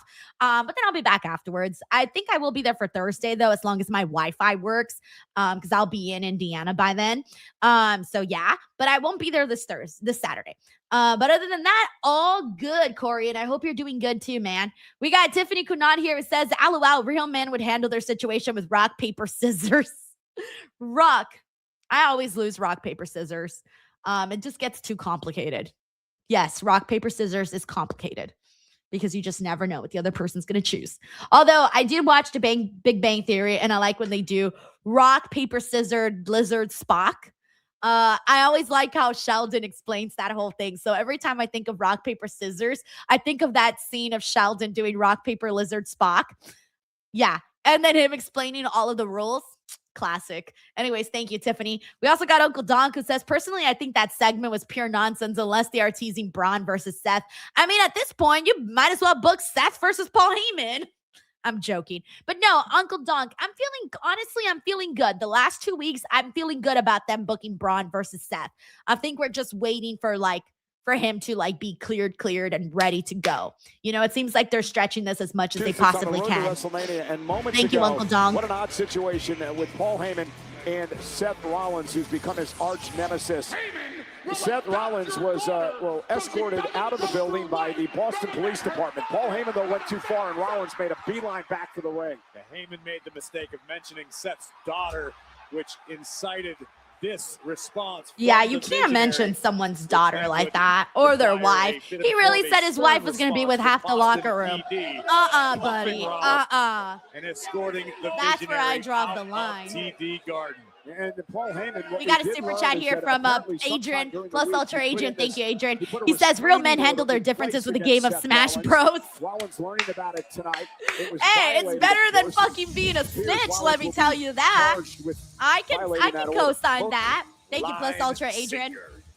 We also got Sammy Salon Typhoon. Happy Monday, Sammy. He says, will we see Braun Breaker come back next week in New York? I hope so. That would be a kick-ass moment for MSG, and if you're gonna do it anywhere, it might as well be MSG.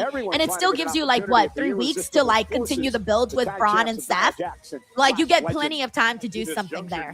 So I think this storyline could start to shape up really nicely. Thank you, Sammy. Of the utmost importance and you got Corey here. It says, cool deal. 33 months. Sent you something on the gram. Thank you, Corey. I'll take a look at it when I can. Thank you. Have held the tag team championships in the past. 3 times for these two. Brandon, did I miss your super chat? Oh, here we go. I saw it. Sorry about that. Yes, here it is. Thank you, Brandon. He says, just remember, Denise, according to Seinfeld, nothing beats Rock. That's good. I like how we all went to a TV show when it comes to rock, paper, scissors. I went to the Big Bang Theory and Brandon went to Seinfeld. I love Seinfeld too. Good show, man. Good show. Thank you, Brandon. All right, here we go. Bayley's made it. Did I forget another one? She needs to get back to WrestleMania. Last year, she was No, I think I'm all caught up now. Let me make sure. With the tag titles at WrestleMania. Bayley looking at tonight, Corey, as perhaps another No, okay, now I got them all. Sorry about that. Thank you, everyone, for letting me know. Stage. Unfortunately for Bayley, I fear we got, Anthony has it. Anthony has it. Rock crushes scissors. Scissor cuts paper. Paper disapproves. Disapproves Spock. Spock referees. Hold on. I gotta start all over. Hold on. Rock crushes scissors. Paper. Paper dissolves. Disproves Spock. Spock vaporizes Rock. Rock crushes Lizard. Lizard poisons Spock. Spock crushes Scissor. Lizard eats paper. Paper covers Rock. No fucking idea how the fuck Jim Parsons was able to get that damn line, guys. Like, literally. Think about having to say that off of memory. No thanks. This is why they made the big bucks at the Big Bang Theory. I can't even read it properly with the script in my face. Thank you, Anthony. That was a classic moment. To please Asuka. Your Japanese is. Tiffany says, LOL, I wonder how Seth would have reacted if Paul said you're old. I mean, technically, Seth Rollins could say it to Paul Heyman because Paul Heyman's old. The relationship between Asuka and Kyrie Sane is like Guy Rob says he went to Friends. Kyrie is simply playing her role. That's She's funny. Being subservient to Asuka, who clearly calls the shots for the PX Syndicate says, quote, the men in my family are snitches. Paul Heyman, 2026. Yeah, that's definitely not something you want to brag about. Critical tag team matchup here tonight. And this is an important matchup. All right, here we go. Bayley because we got Lyra. Look at Kyrie Sane causing the distraction. Kyrie.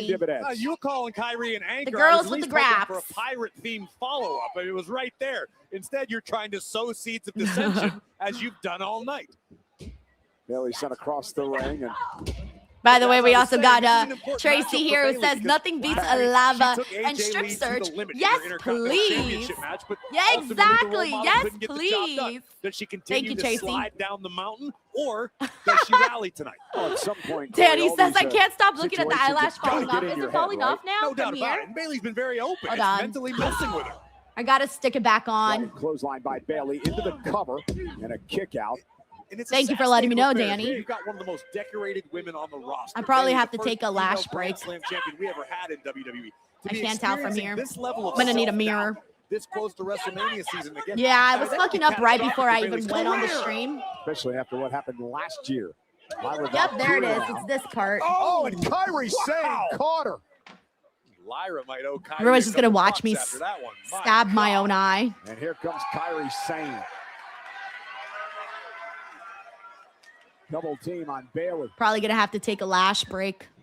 I'm gonna watch this match with one eye open. Kick right to the spine. Nice bulldog by Asuka. Sliding drop kick from Kairi Sane, and the Kabuki Warriors have taken over. Either that or I'll have to be lashless. Lashless. I'm going to be Lash Legend. Lash Legend Salcedo. All right. Let's see what we got here. We got Brandon Rosen. Thank you, Brandon. He says, wait a minute. What am I watching? Lyra was hosting the watch along on Friday, and now I'm seeing Denise wrestle in this match. I'm so confused. Yo, that's crazy. I still can't believe that everybody thought I was cosplaying Lyra. The funny part that I was just logging in, literally just logging in, wearing all blue because of SmackDown. That's the funniest part. Literally, the funniest part was I was just trying to be in theme, you know? I was just trying to like do the blue for SmackDown. That's all I was trying to do. Thank you, Brandon. Alrighty, let's see what else we got here. All right, let's see. What? Fly Guy Rob says they were all playing rock, paper, scissors, and Joey did something different, and they all said, what the hell is that? Joey said, for bitches, I win. I don't actually remember that scene, by the way. I really, really don't remember that one. Remind me what the context of that was. I need like the whole entire context of it all, honestly.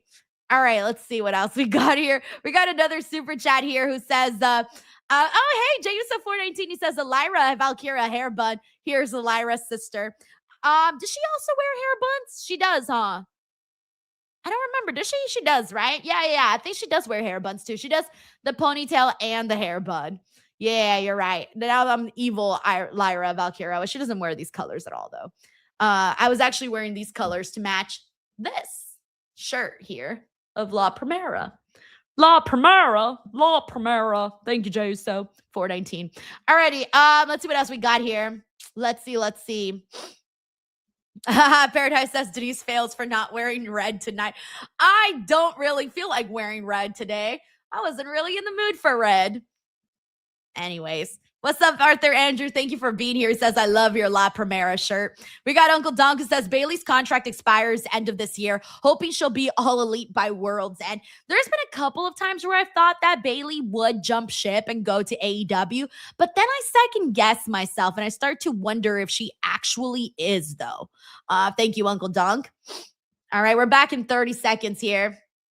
Darren says, wow, Denise from last week is wrestling Bayley. Let's go. Hey, I was not I posted that on Twitter too. I was not expecting that to go off the way that it did, by the way. Like, I was not expecting that at all. So crazy. All right, we're back in 10 seconds here. All right, let me get the audio. 6, 5, 4, 3, 2, 1. We got Rooter King says, God, I hope not. I don't want Bayley to leave. Who knows, man? It's up to her. 13,340 WWE fans on hand here tonight in Boston. Bayley, Lyra Valkyria against the Kabuki Warriors in tag team action, and Kairi not allowing Bayley to make a tag. The last possible second stopping the forward progress of the role model. Kairi kick toward Asuka. You see, that's what I'm talking about. Asuka intimidating her own partner. Tag made by Lyra. And because of that intimidation and that distraction, it allowed Lyra to make the tag. Boss body from the top rope. Yeah! Big enziguri by Lyra. Clothesline from Valkyria. Talked a lot earlier about how Lyra feels this responsibility to help Bayley make her way back to WrestleMania. Lyra needs to worry about her own road to WrestleMania. Muscling up. Oh, sit out. Holy cow. And a kick out by Kairi at 2.5. Daniel Tony says it's like that Spider-Man meme. So funny. We got Paradise says, we're only halfway through the show. Continue to have fun, everybody. Yeah, I really can't wait for that CM Punk Roman Reigns segment. I think they got to follow up, hit it a little harder than they did last week. Irresistible forces. Everyone. Also, that reminds me, I need to send the link to Robin. Valkyria now vertical suplex to Kairi Sane. Able to reverse things. Great counter by Kairi. Sane now with a bit of daylight. What will she do with it? Can she make the tag to Asuka? Asuka pulls herself back up to the apron. I think Kairi, tag. there we go. Asuka was waiting for the proper moment. Road breaker into a neck breaker. The Kabuki Warriors rolling, covered by Asuka. By the way, have you guys been seeing Asuka's memes on her Instagram page? Asuka They're really and Kairi funny. work so well together. They're very, very funny. Held the tag team titles together. Lyra lands on her feet. Oh, and that spinning heel kick caught Asuka in the face. And now Bayley back up and makes the tag. Very effective teamwork by Lyra and Bayley. Fisherman Buster. Bayley, elbow from the second rope. And another knee Yeah, fall. it's interesting to me how like the women's tag team division is working out on Raw and how it's working out on SmackDown. Like it feels like at some point this all has to become like something joint. And I'm still really hoping that they do a multi-women's tag match. Primarily TLC. Let's hope for it. Asuka with a kick. Stunning Lyra. The Empress. Tag made. Kairi's legal. Lyra trapped in the tree of woe. Kairi Sane making the climb. And Kairi. Oh, what a stomp. Shiver me timbers, Cole. Double stomp to the heart. Cover. Hook of the leg. And barely breaking things up. Asuka now back into the fray. Goodbye, Bayley. I feel like the crowd isn't that into this match. Like, I'm not really feeling the energy. So I hope that they can kind of get that going, get some more interest in it. Yeah, just a flying monitor. I think my insurance won't cover. And out, Bayley from the barricade, points to the WrestleMania side. Delivers an elbow on the announce Make table. a wish, Bayley. Make a wish. I'm gonna help you. Did not pay off. Valkyria with a drop kick to Kairi. And Lyra now with Kairi sent back into the ring. Valkyria back in. Sending up Kairi Sane. Nightwing. I think that might be it. Yeah, that was it. That was all right, but the crowd really wasn't into this match. Valkyria with the win. The team of Bayley. I feel like at this point, we got to get some more love out there for both Lyra and for Bayley. Bayley and Asuka, we're getting at it out here. We got Cody here says that's a sturdy table. Well, also, like, you know, Bayley doesn't weigh a whole lot, you know, so she's not going to, like, break that table. No doubt about it. A disappointing outcome for the Kabuki Warriors, but kudos to Lyra Valkyria. Here you see Bayley stepping up her aggression, which is what it's going to take if she wants to head to Vegas. We got Fredo here who says they all need to go to singles. Yeah, I'm with you. I'm with you on that. I think I'm ready for that too. But I feel like they're never going to separate Kairi and Asuka. Delivering Nightwing. Like, they're never going to separate them. I feel like they're never going to pay off the story between Asuka and Kairi. Like, I thought they were going to pay it off. I don't actually think they intend to. Oh, wow. In-ring interview with Bayley and Lyra. Lyra, congratulations. I hope this on is a good sign. victory over the Kabuki Warriors. Listen, this is a huge W, and it comes just 4 weeks away from Huge WrestleMania. W. Have you guys been feeling the pressure to find a way to Vegas? Pressure. You think in this moment right now, after we beat one of the greatest tag teams in the world, that we feel pressure? No, we feel pretty damn good. Jackie, let me say something. I gotta say something. Lash, Nia, you already got our names in your mouth because you know that we are the ones that can beat you. That's right. I mean, I have an idea. Nia, Lash, you guys talk a big game, and Lash, I know you're new to this, but we run the tag division. We've been running it for a whole year, so if you guys are as big and bad as you think you are, next week we're in the most famous arena in the world. Good. I think we're getting there. We're getting there. They're fine. Oh, how sad Boston's booing MSG. Hold on. And New York. Bayley and Lash, we're gonna beat Nia and Lash. Oh, there you go. There you go. There we go. I like how Bayley did the little orchestra. Oh, Let's see if Nia and there we go. Lash We're good. take the challenge from a victorious Anyways, I'm glad that they're calling them out and that they're finally joining the both worlds of the Raw Women's Tag Team Division and the SmackDown Tag Teams Division. WWE champion. All right, what do they got for NXT today? NXT Origins. Journal entry. Tiffany's. Oh, okay. Oh my gosh, this is a throwback. NXT. I remember Real this question Tiffany. Is NXT ready for Tiffany Stratton? It's Tiffy time. Oh, I remember this NXT like it was yesterday. Was very important for me in my development. They made me a superstar. They took me from an athlete and developed my character in a way where it's me, but it's also me over the top. I want to be called the NXT Women's Champion. Stratton has made it to the Tiffy. Man, we haven't seen Tiffany Stratton with her ponytails in forever. Winning the NXT Women's Championship took me from this new girl to the future. She of the really business. climbed the mountain quick, man. The WWE mountain, she climbed it pretty damn fast. And Tiffany Stratton, by the way, her videos get so many views. Like, she's very popular. And eventually you develop into this big, beautiful WWE superstar. Yeah, it's crazy to see how her star has risen. It's been really wonderful to see, though. Very wonderful to see. I'll be here streaming NXT Stand and Deliver on Saturday, April 4th. That'll be a good time. Next Saturday, April 4th. Tickets on sale now via Ticketmaster. I have not, Fredo. He says, have you seen Ivy Now's YouTube channel? I have not. What does she post on there? Oh, man, thank you. Hey, bro, can you show me that? Oh, there's Speed and Penta. Wait, is he going to do the Penta walk? Easy. Look, I want to see Speed do it. like this? Like this? He's got the facial. A little tongue work in there. This is my friend Speed. I know Speed. Hey, we never met. What's your name? I think everyone kind of knows Speed. You a dragon? I'm a dragon, carnal. I'm a dog.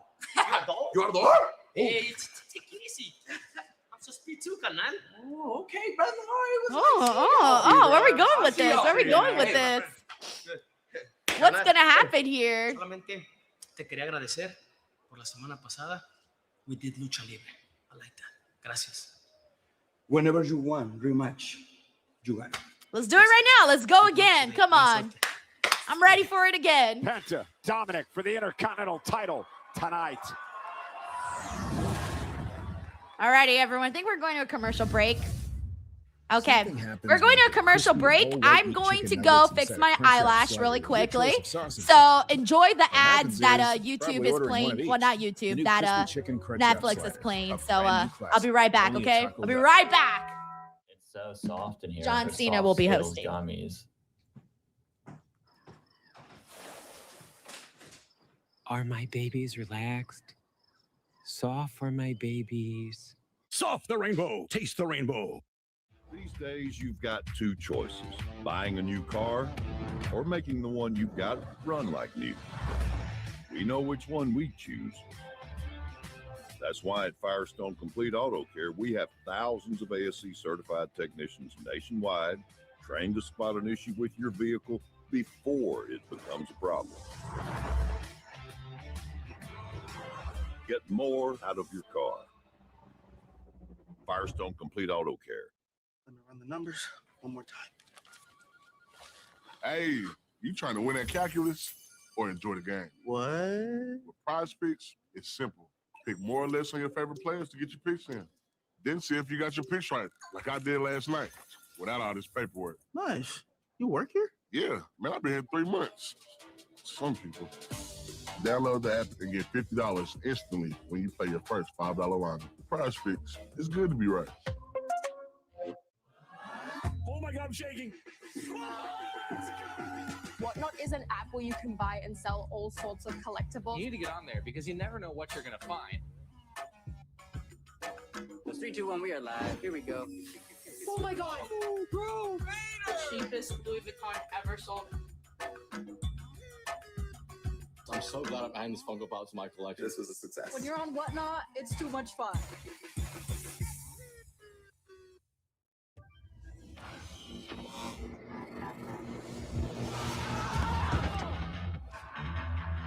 Welcome to my show.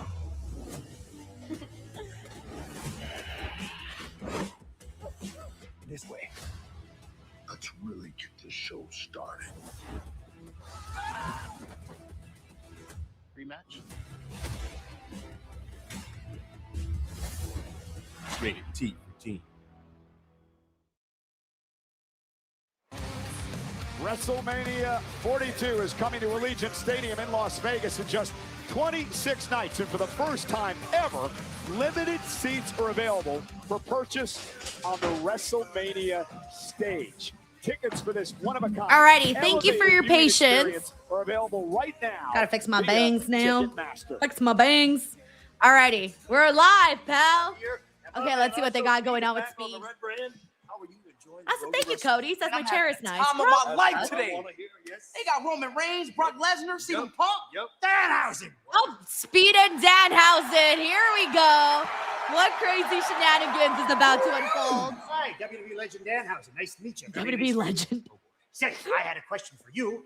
How are you so famous when you only have 180 human followers? 180 million followers? Oh my God. Yep, checks out. So, I have a proposition for you. How about you give Danhousen your password? I'll log in. We can call the show I Show Speedhousen. Okay. And then we'll split the profits. It'll be great for both of us. I was going to say it'd be really great for Danhousen. No, you think you're better than me? You think you're better than Danhousen? Tell you what, I have a new achievement for you. You want to know what it is?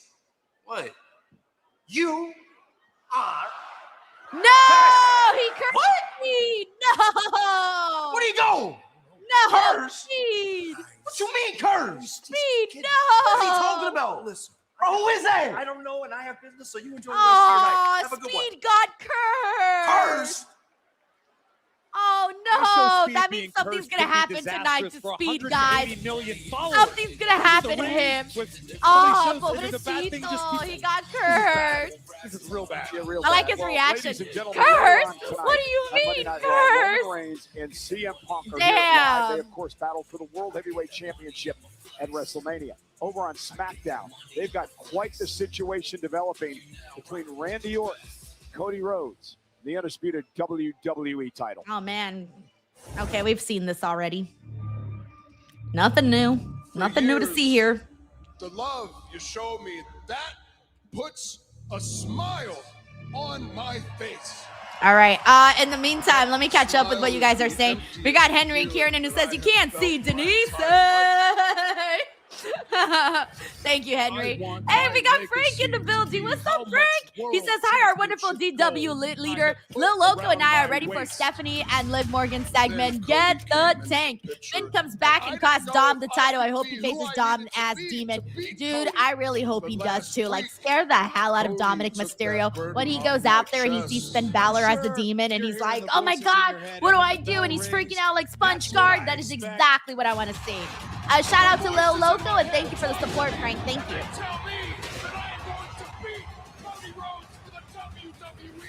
What else we got in here? What's up to Indexo Go? Thank you for being here as well. What you did to Cody? What's up, Matt Raikio? It says Denise Salcedo. Hi, Denise. What's up? What's up? Kidding me? You're wasting my time now. As a matter of fact, I'm done. I'm done. Also, shout out to Super Fro, who's also in the building. What's up, Super Fro? I'm glad I picked up. We got Fuzzy Balls here. It says Drew McIntyre versus Jacob Fatu is definitely an intriguing matchup. Oh, I'm with you too, man. I'm very excited about that. I'm digging what they're doing on SmackDown with that. Especially this past Friday, they did a lot. Thank you, Indigo. Thank you. Thank you. We also got Matthew Magsby, who's here with us. Shout out to Matthew. Where you at, Matthew? What up? What up? We got Preston here. It says, I loved Randy's promo. Spoke nothing but facts. Yeah, I'm excited to see what I really do think that Randy is gonna win at WrestleMania. Mark McKitty, what's up, Mark? He says, I love your live streams. I enjoy watching them. You make me laugh so hard I almost crap my pants. Hey, whatever you do not crap your pants, okay? Let's make sure that doesn't happen. Well, the voices are in Randy Orton's head once again, and you have to wonder what he's capable of. We got Sleepy Boy Swag says, gee, I hope it's not Paul Heyman on the phone. 21st Damn. Career. Oh, Indigo says this is Dave Ramirez. Oh, good to know. Thanks, dude.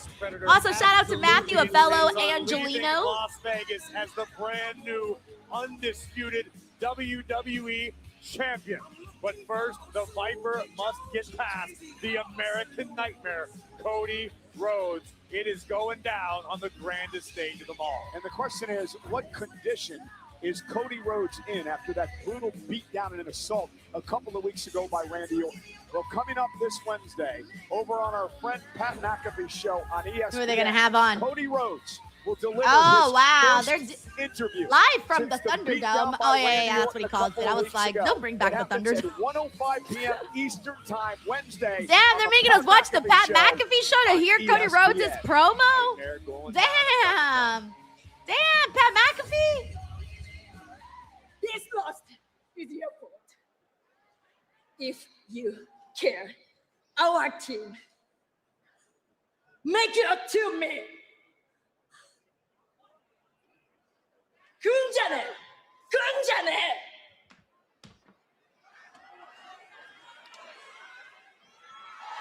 Oh, nice. Oh, I like Io's little we have had jewelry our piece. ups and downs recently, but you don't deserve to be treated like this, Kyrie. Listen to her. You deserve better. Oh, I like that she's wearing a Rhea shirt too, by the way. Io.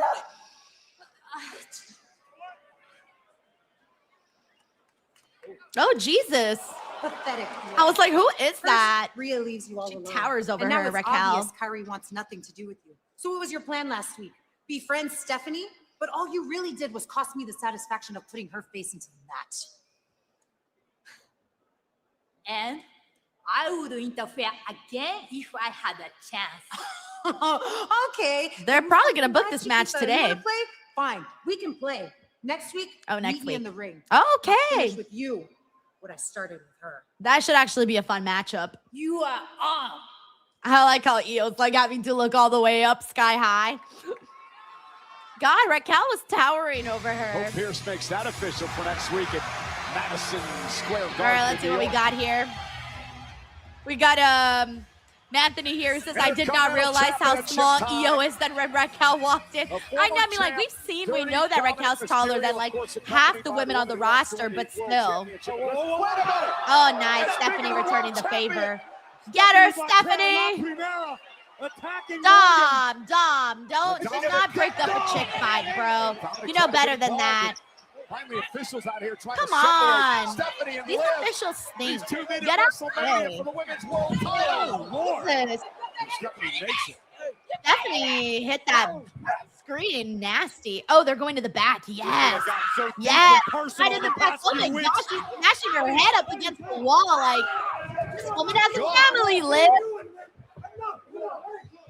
That was kind of brutal. Ooh, oh. Oh, they're getting aggressive. Oh, she's pulling her by the hair, too. Damn. And Corey, things are just heating up for WrestleMania. I like it, though. I like it. Ah! I like the way Stephanie's screaming. As the modern Ah! athlete, natural talent. All right, that was fun. That was fun. We got Corporate Gohan here. It says the hair pull is on. We got Plus Ultra Agent here. It says this is what I'm talking about. More of this. I agree. We got Fredo here. It says, damn, that was stiff. Otto says this feud has become on site. Yeah, I agree. I 100% agree with that. By the way, we got a super chat here from Uncle Donk. Thank you, Uncle Donk, for the support. He says, any thoughts on Jacob's comments in his recent interview? What did he say, Uncle Donk? I did not see what comments Jacob made or didn't make on an interview. So please let me know exactly what was said. Then I can, give some thoughts and whatnot, because I did not see what he said. All right, we got Fredo who says, guys, the shorties really be like that when pushed to the edge.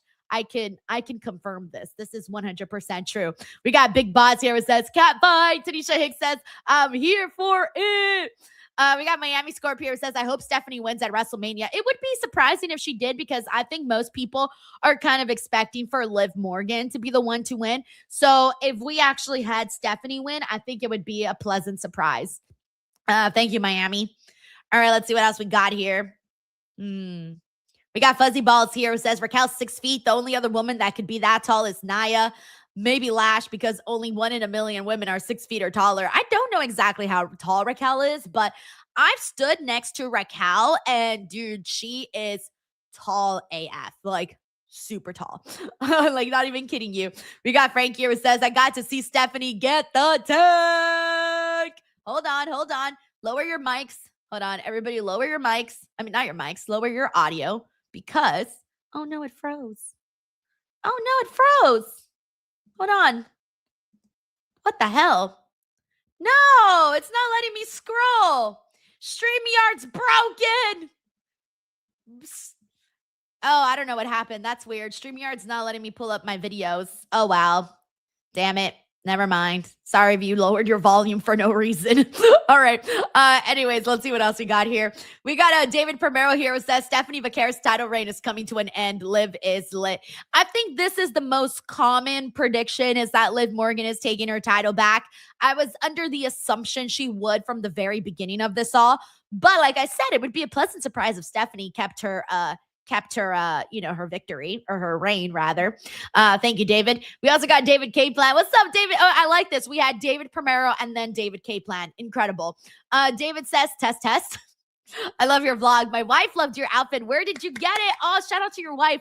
I got that jumpsuit over at Express a few years ago. I don't think they sell it anymore because I got it like around 3 years ago, I think. And he says, and are you excited for this WrestleMania test? I am. Honestly, I really am. I have my live show that I'm very excited about. I'm excited to see what events WWE does that I could, WWE attend. brought to you by DoorDash. Well, I'm excited to do this again. Like, this is going to be my last WrestleMania, covering WrestleMania. And, till, very clearly, oh my gosh, till 2028, guys. That's going to be the next time I cover WrestleMania after this. I'm not going to be covering WrestleMania in 2027 on the ground.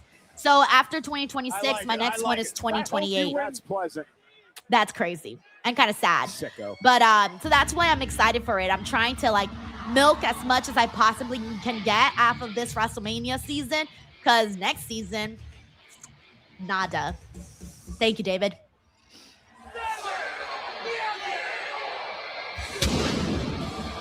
We got a Brayer here who says Stephanie and Liv, no hold barred. Hey, I'd be down with that, Brayer. The spectacular Penta. Also, we got Wes watching stuff who says, I think they need to stiff the match with Liv and Steph. Street fight, maybe? I'm down with it. He, of course, beat Dom a few weeks back. Paradise says Denise is anticipating WrestleMania 44. Honestly, yeah, I am. The culmination of his life's work. Penta. David Pearson says, you going to Las Vegas to see WrestleMania? I'm going to be in Las Vegas to cover WrestleMania, yes. So far as to promise to defend the Intercontinental Championship south of the border in Mexico, in AAA. But that's a tall task that he can only accomplish if he gets past the former Intercontinental Champion and reigning AAA Mega Champion, Dirty Dominic Mysterio.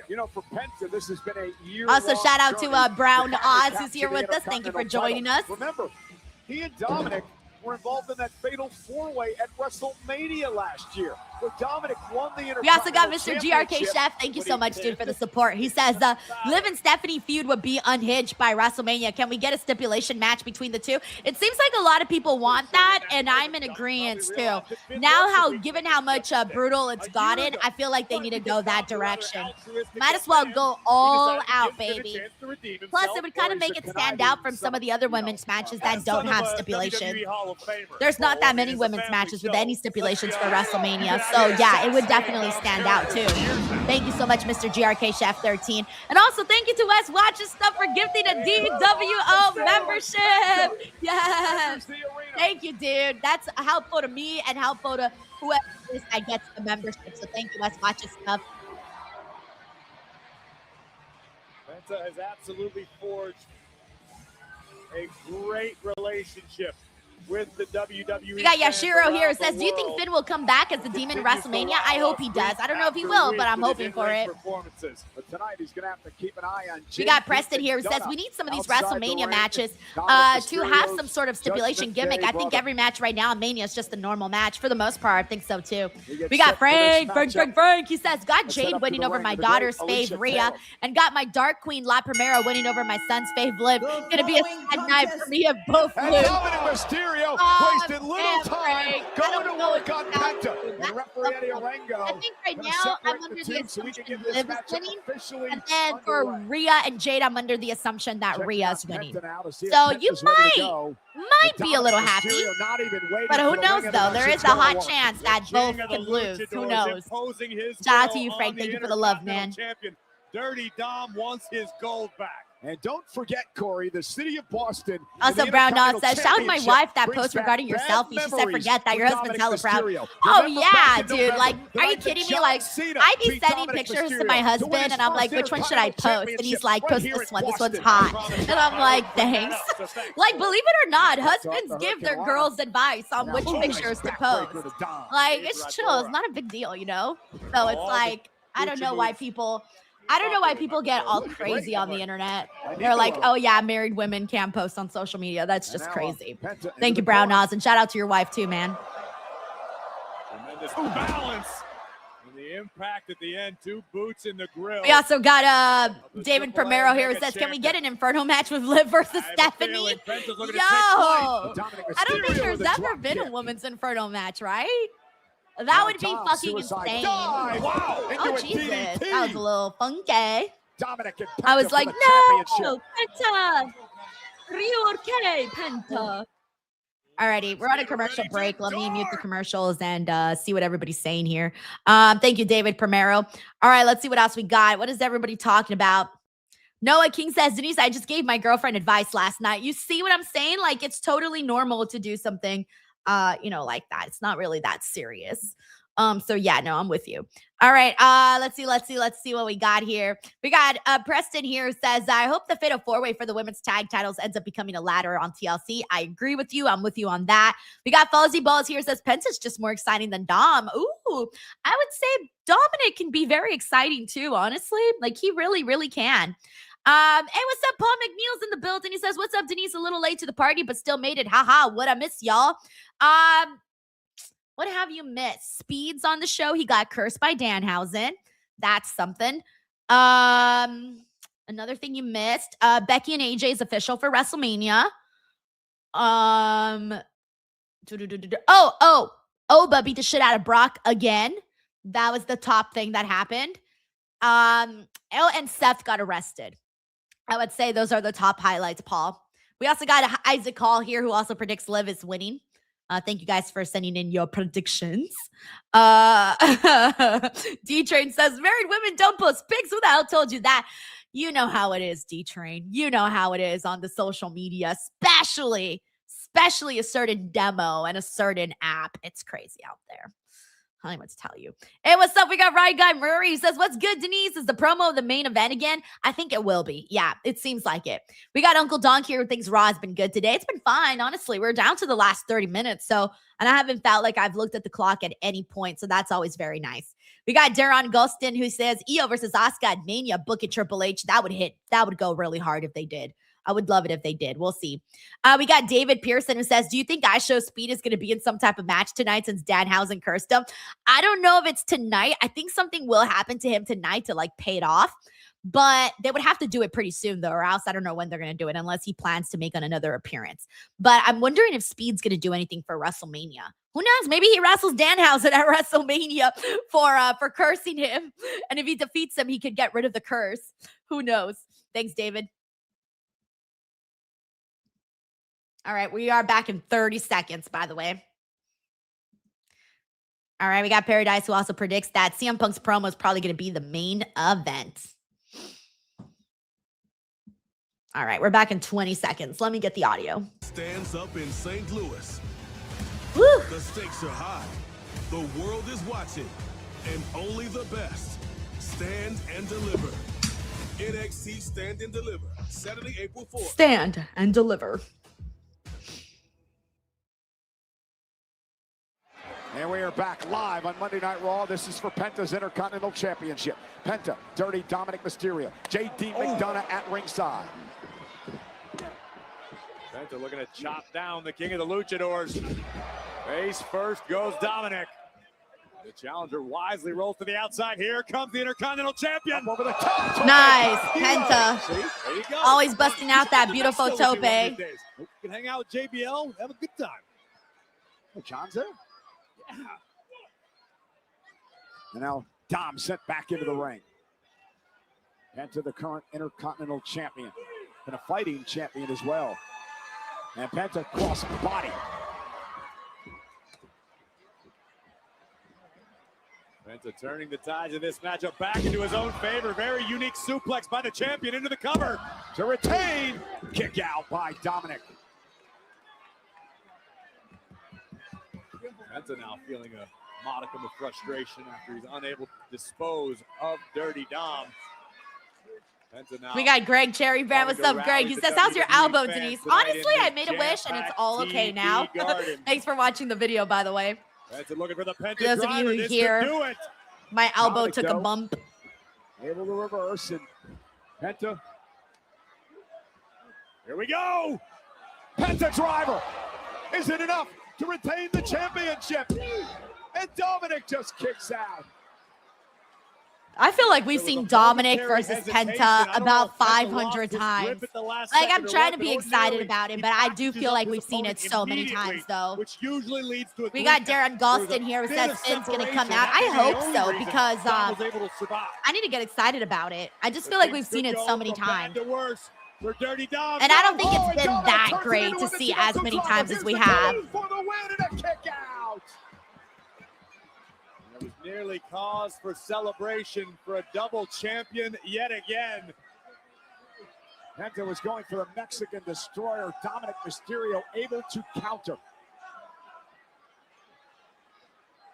Lining up Penta. Now set in a position for a 619. Watch out, Dom. Penta with a kick to the face.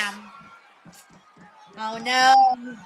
And look at JD McDonough. You're wondering when he was going to get involved.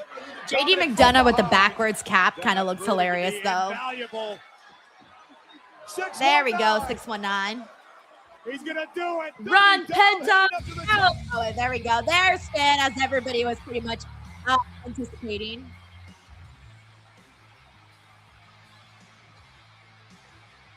Dominic staring back at the man he stabbed in the back.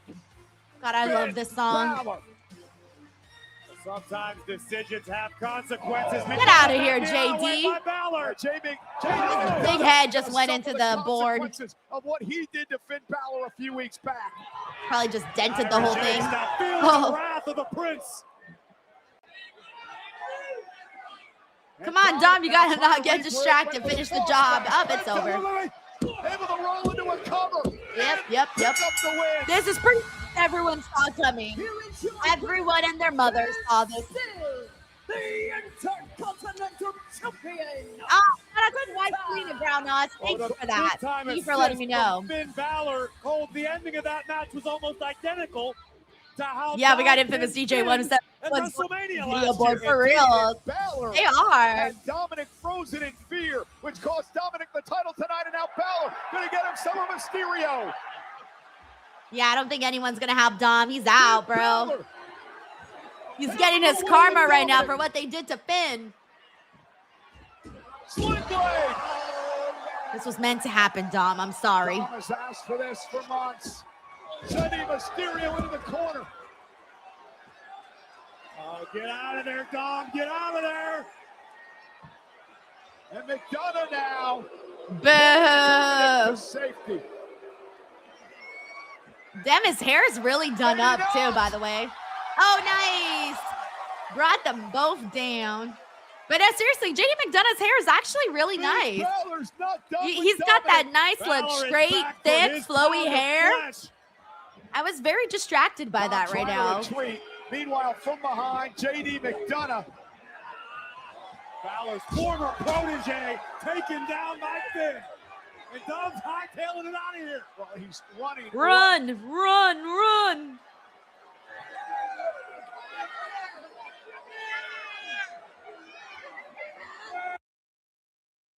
JD McDonough. I was wondering why they muted it. Duck. Don't expect Dominic to come running down here and help his brother. JD sent into the corner.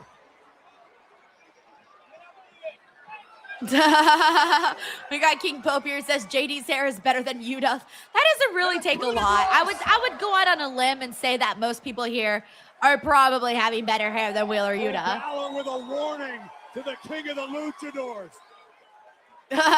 Tanisha Hicks says Finn is in his mid-40s wrestling like a 20-year-old.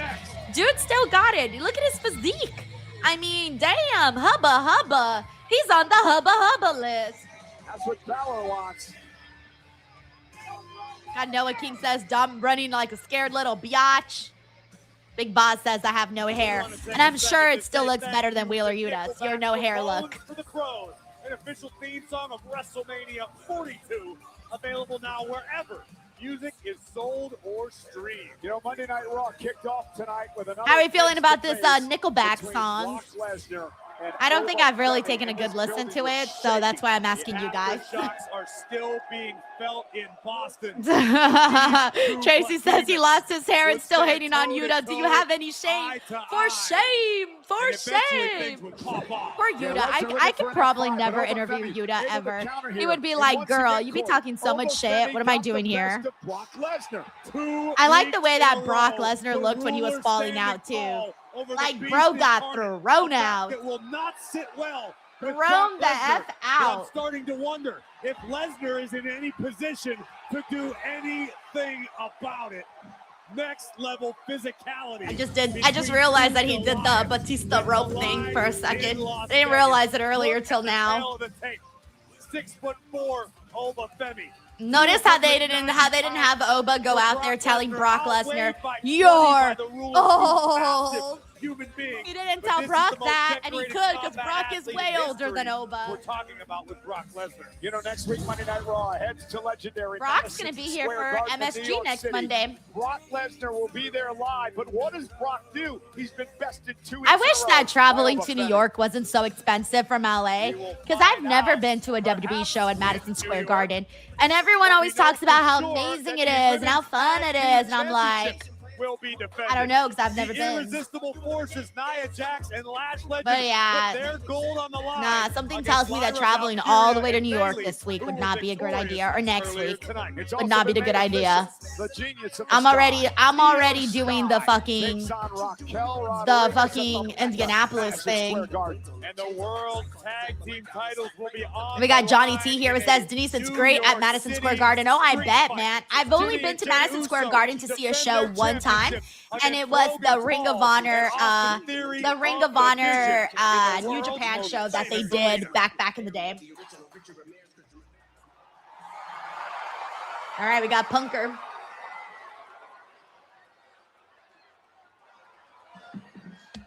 I'm not trying to tell you what to do, but I'll be very careful out there, man. My brother's on the warpath.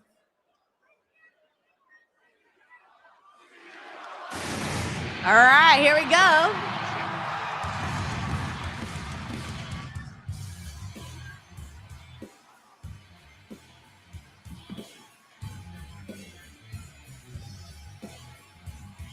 We got Jonathan here says, I went to MSG for a Knicks game. Nice. Yeah, I think he is Joseph. He's pretty neutral. So shout out to Joseph Boza.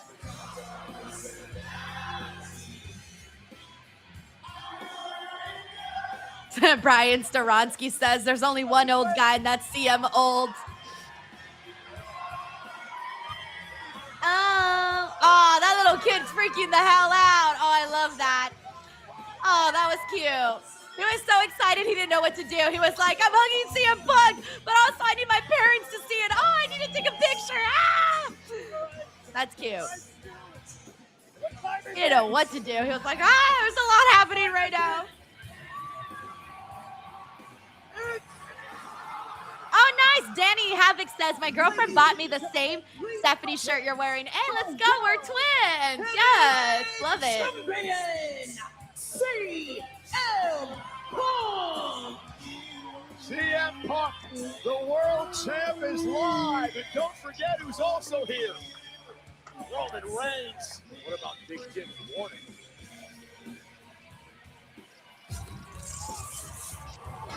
All right, we are going on a commercial break.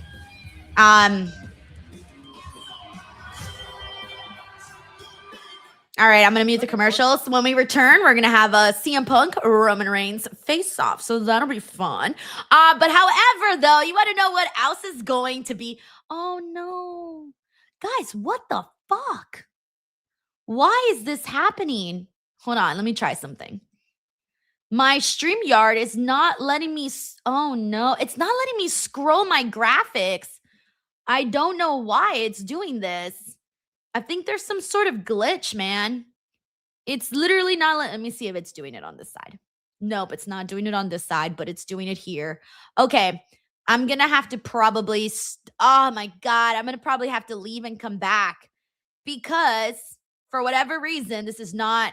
Okay, I'm going to do something, guys. I'm going to have to refresh really quickly. So you're going to see me leave, and then I'm going to come back, okay? This is just so that I can pull up my graphics because it's not letting me pull up my graphics. So 1 second. Hold on. Hopefully I don't ruin everything. Hold on.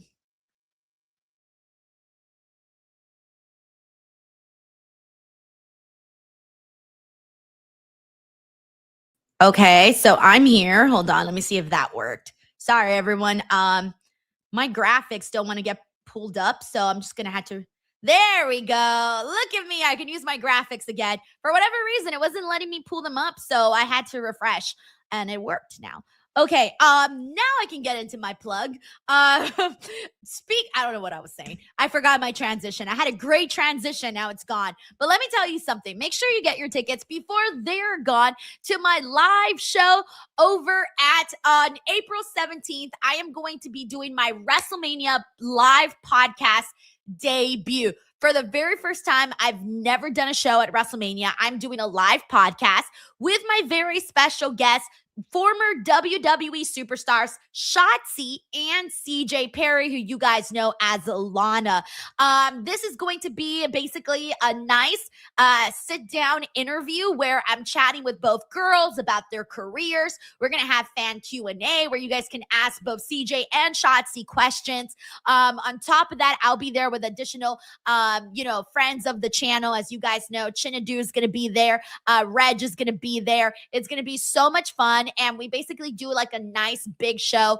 And if you guys are interested in something like this, head on over to DeniseLiveshow.com to get your tickets. Again, that is DeniseLiveshow.com. And the show is Friday, April 17th at 12 noon at the Circa Resort and Casino to ages 21 and up. So please do not miss out. And we are back on Raw. WWE 2K26, the show never stops. The world champ's in the ring. He's getting ready for 26 nights from now.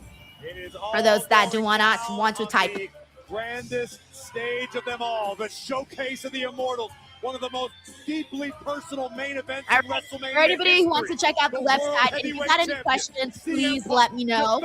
I do answer questions, so please let me know. And then also, if you do get VIP, by the way, you do get a meet and greet with me afterwards too, and a free signed 8x10. That is part of the VIP.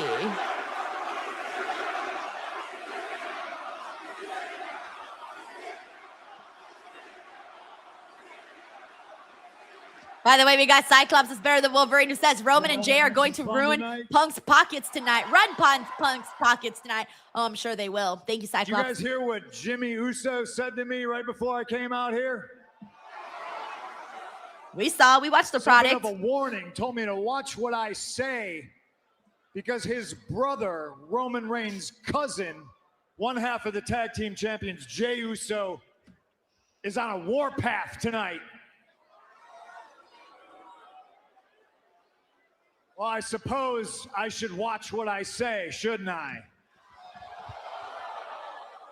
No? Oh, all right. Someone has a sign that says the eyes you're have old. It goes to show you that Roman Reigns can't do anything without his cousins. What I didn't know is that the cousins couldn't do anything without Roman Reigns, and nobody in that family. They're just a tight-knit family. The entire family can do anything by themselves. They always need the backup. They need the help. They're Nobody close. in that family can be heavyweight champion of the world.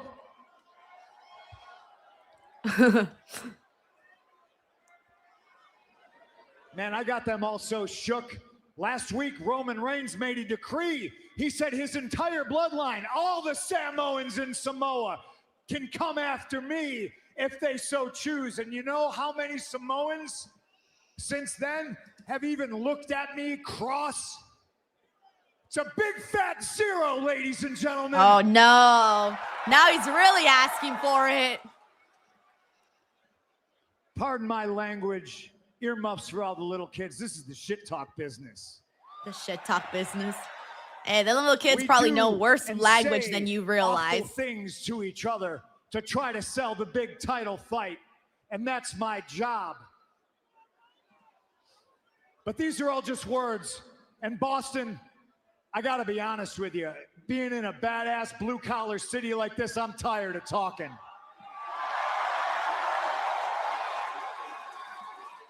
Sticks and stones and all of these things are just empty words. But Roman last week did say one thing that pissed me off. That you're old.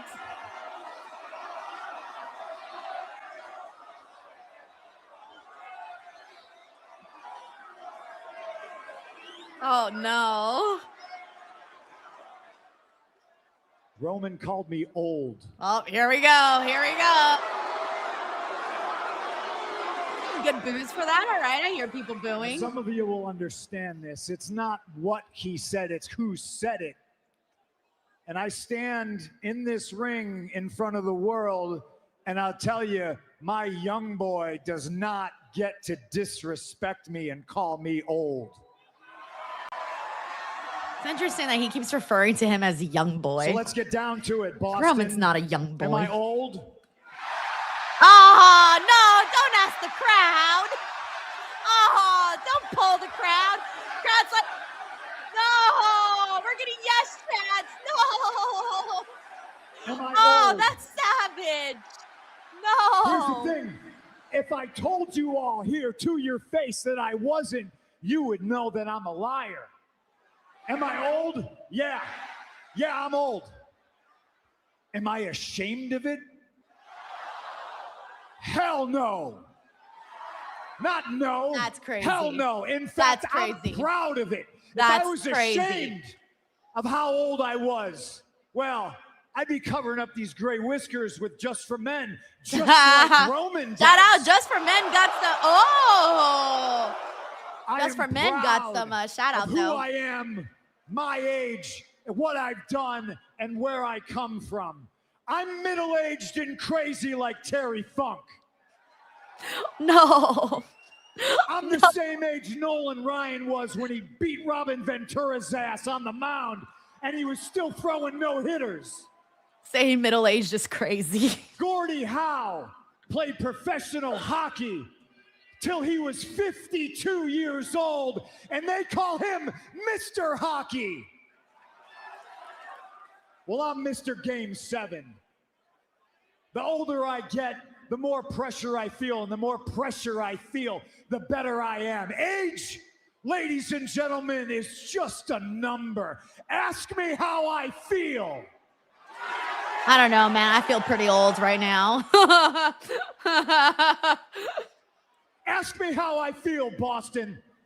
How do you I'm feel? old, but I'm not insecure. I don't come out here and ask you to acknowledge me. I come out here and tell you I feel great. I feel like the best in the world.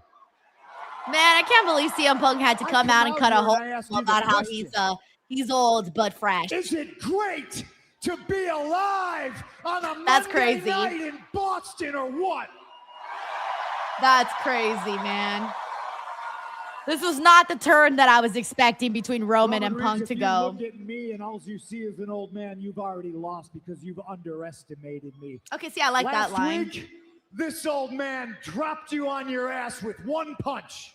I think that's all he should have said, like the whole WrestleMania, promo. This old man is going to tie you into knots. At WrestleMania, 20 minutes deep when you're gasping for air and all that oil and jizz you cover yourself in dries Jizz? up, just like your chances of ever being heavyweight champion are gone. Jizz? And I hit you and jack you with a GTS, and you go to sleep and you wake up Monday morning and you realize that I am the best in the world. Man, you just got beat by an old man, but not a old man. You got beat by the old man. No. Oh, they're still going to make a shirt called The Old Man. I thought this was going to be tough. Oh. You know who was tough? You know somebody who didn't underestimate me and still couldn't get the job done was Gunther. You know who else didn't underestimate me and couldn't get the job done one-on-one? Jey Uso. And if I gotta fight all the Samoans, we might as well start over with him. I'll fight every single okay. I wasn't expecting Jay out here again. Right here in By the way, we Boston. got McTaro here who says, I hope this promo is going to be better than last Is week. he gonna eat me to death? Oh, he's talking through his entrance. You're about to find all out, right. Punk. Because here comes main event, Jey Uso. Brother I wasn't Jey Warren expecting Punk. the whole Jey is promo on the today of warpath. CM Punk to be all about the "you're old" line. I didn't see that one coming. the I thought he family. would just made a nod and What are you continued gonna on. do? Thanks, McTaru. You want to throw hands or you want to talk, cousin? Yeah?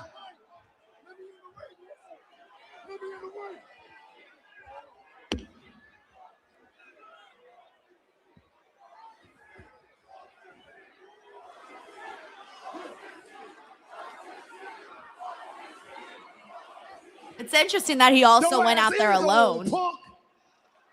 Yeah, you just got hit in your head a little bit too many times, just like me. Because you still out here running your damn mouth. Yeah, running your mouth about my family. Technically, today he was talking about his age. We could do it right now, though, Punk. Do it right now, Uzi. I'll run it back on your old ass right now. Oh, man, they're laying it in thick, man. And you never got your rematch that you rightfully deserved. You want to run it right here in Boston? Let's go. Brother, I ain't dressed for it, but I'm a fighting champion. We got 7 minutes, guys. Up there, let's do it. Whoa, whoa, whoa, whoa. Who's that? Pierce? Hold on. No, What you that's doing Jimmy. out here? Yeah, what are you doing out here? See? I ain't talking to you, Punk. I ain't even talking to you, Punk. Yo, man, I understand how you feeling, but every time you get emotional, brother, you don't think. All you do is look at me. All you see is red, Oos. All right? Because of that. Shout out to Taylor we Swift. got disqualified tonight. Because of that, our damn tag team championships is on the line next week. I don't give a damn about no tag team champions right now, Oos. I need you to lock in. Hey, listen to me. Listen to me. You leave him to the OTC. All right? Hey, honestly, we ain't got nothing to do with him. Hey, he got everything to do with us. All this fool do is walk around, talk shit, talk about the family. Hey, no, hey, matter of fact, where Roman at? He not even out here. Where is he? I like JB. Like, where he at? Where he at?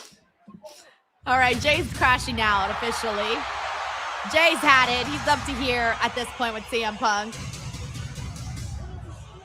By the way, we got Fredo here. What's up, Fredo? Thank you for the super chat. He says, WrestleMania events night 2. Who do you want? Old timer versus part timer. Oof, what a build. God, I don't know what to say, guys. I'm a little sad. I don't know what to say. Let's hope that right now Roman and Punk have a better go at it. That's all I've got. Thank you, Fredo. We got Frank here. Says Chappelle voice. You can't say skeet on the radio. Skeet, skeet, y'all. Skeet, skeet, y'all. Now that I finally know what skeet means. Thank you, Frank.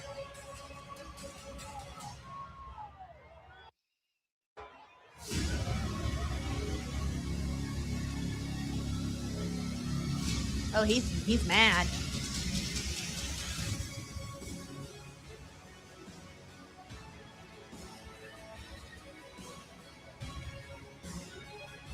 I like this part of the song.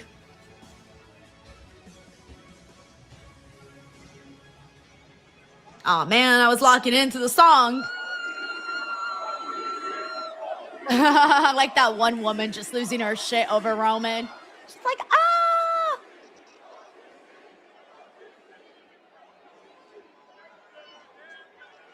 Oh man, what is happening? What is happening?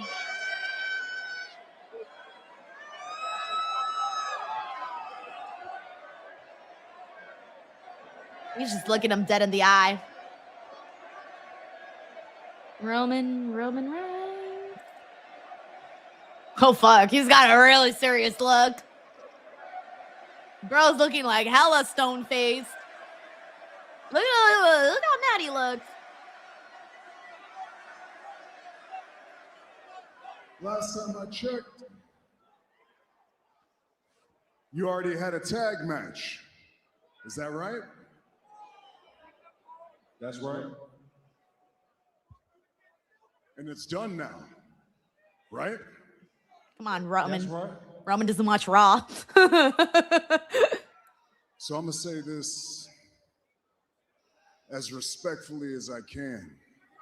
Leave. Get your brother and leave my ring. Damn, that's kind of rude, bro. Look at Jimmy. Jimmy's like, that's what I'm trying to do, bro. I didn't send him out here. No, Jay, you can go. Oh, Jay went right after Punk and out. Jimmy trying to get involved. Roman Reigns with a Superman punch to the back of the head. And listen, Punk pushed the buttons again. Now Adam Pearce and officials out to the ring to try to defuse this situation. But again, Punk with those smart-ass remarks, Corey, got him in trouble. CM Punk knew exactly what he was doing. He was playing with fire. It was a matter of time before he got burned. Hey!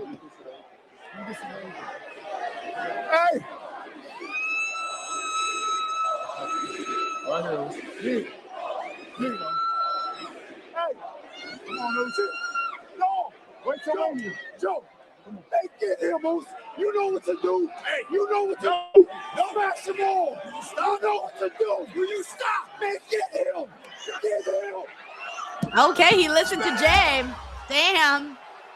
Damn, bro, that's elderly abuse. Jey Uso all right, I had to play on the fact of the old stuff. I hate myself for that. And Jay still hollering at Roman. Get him.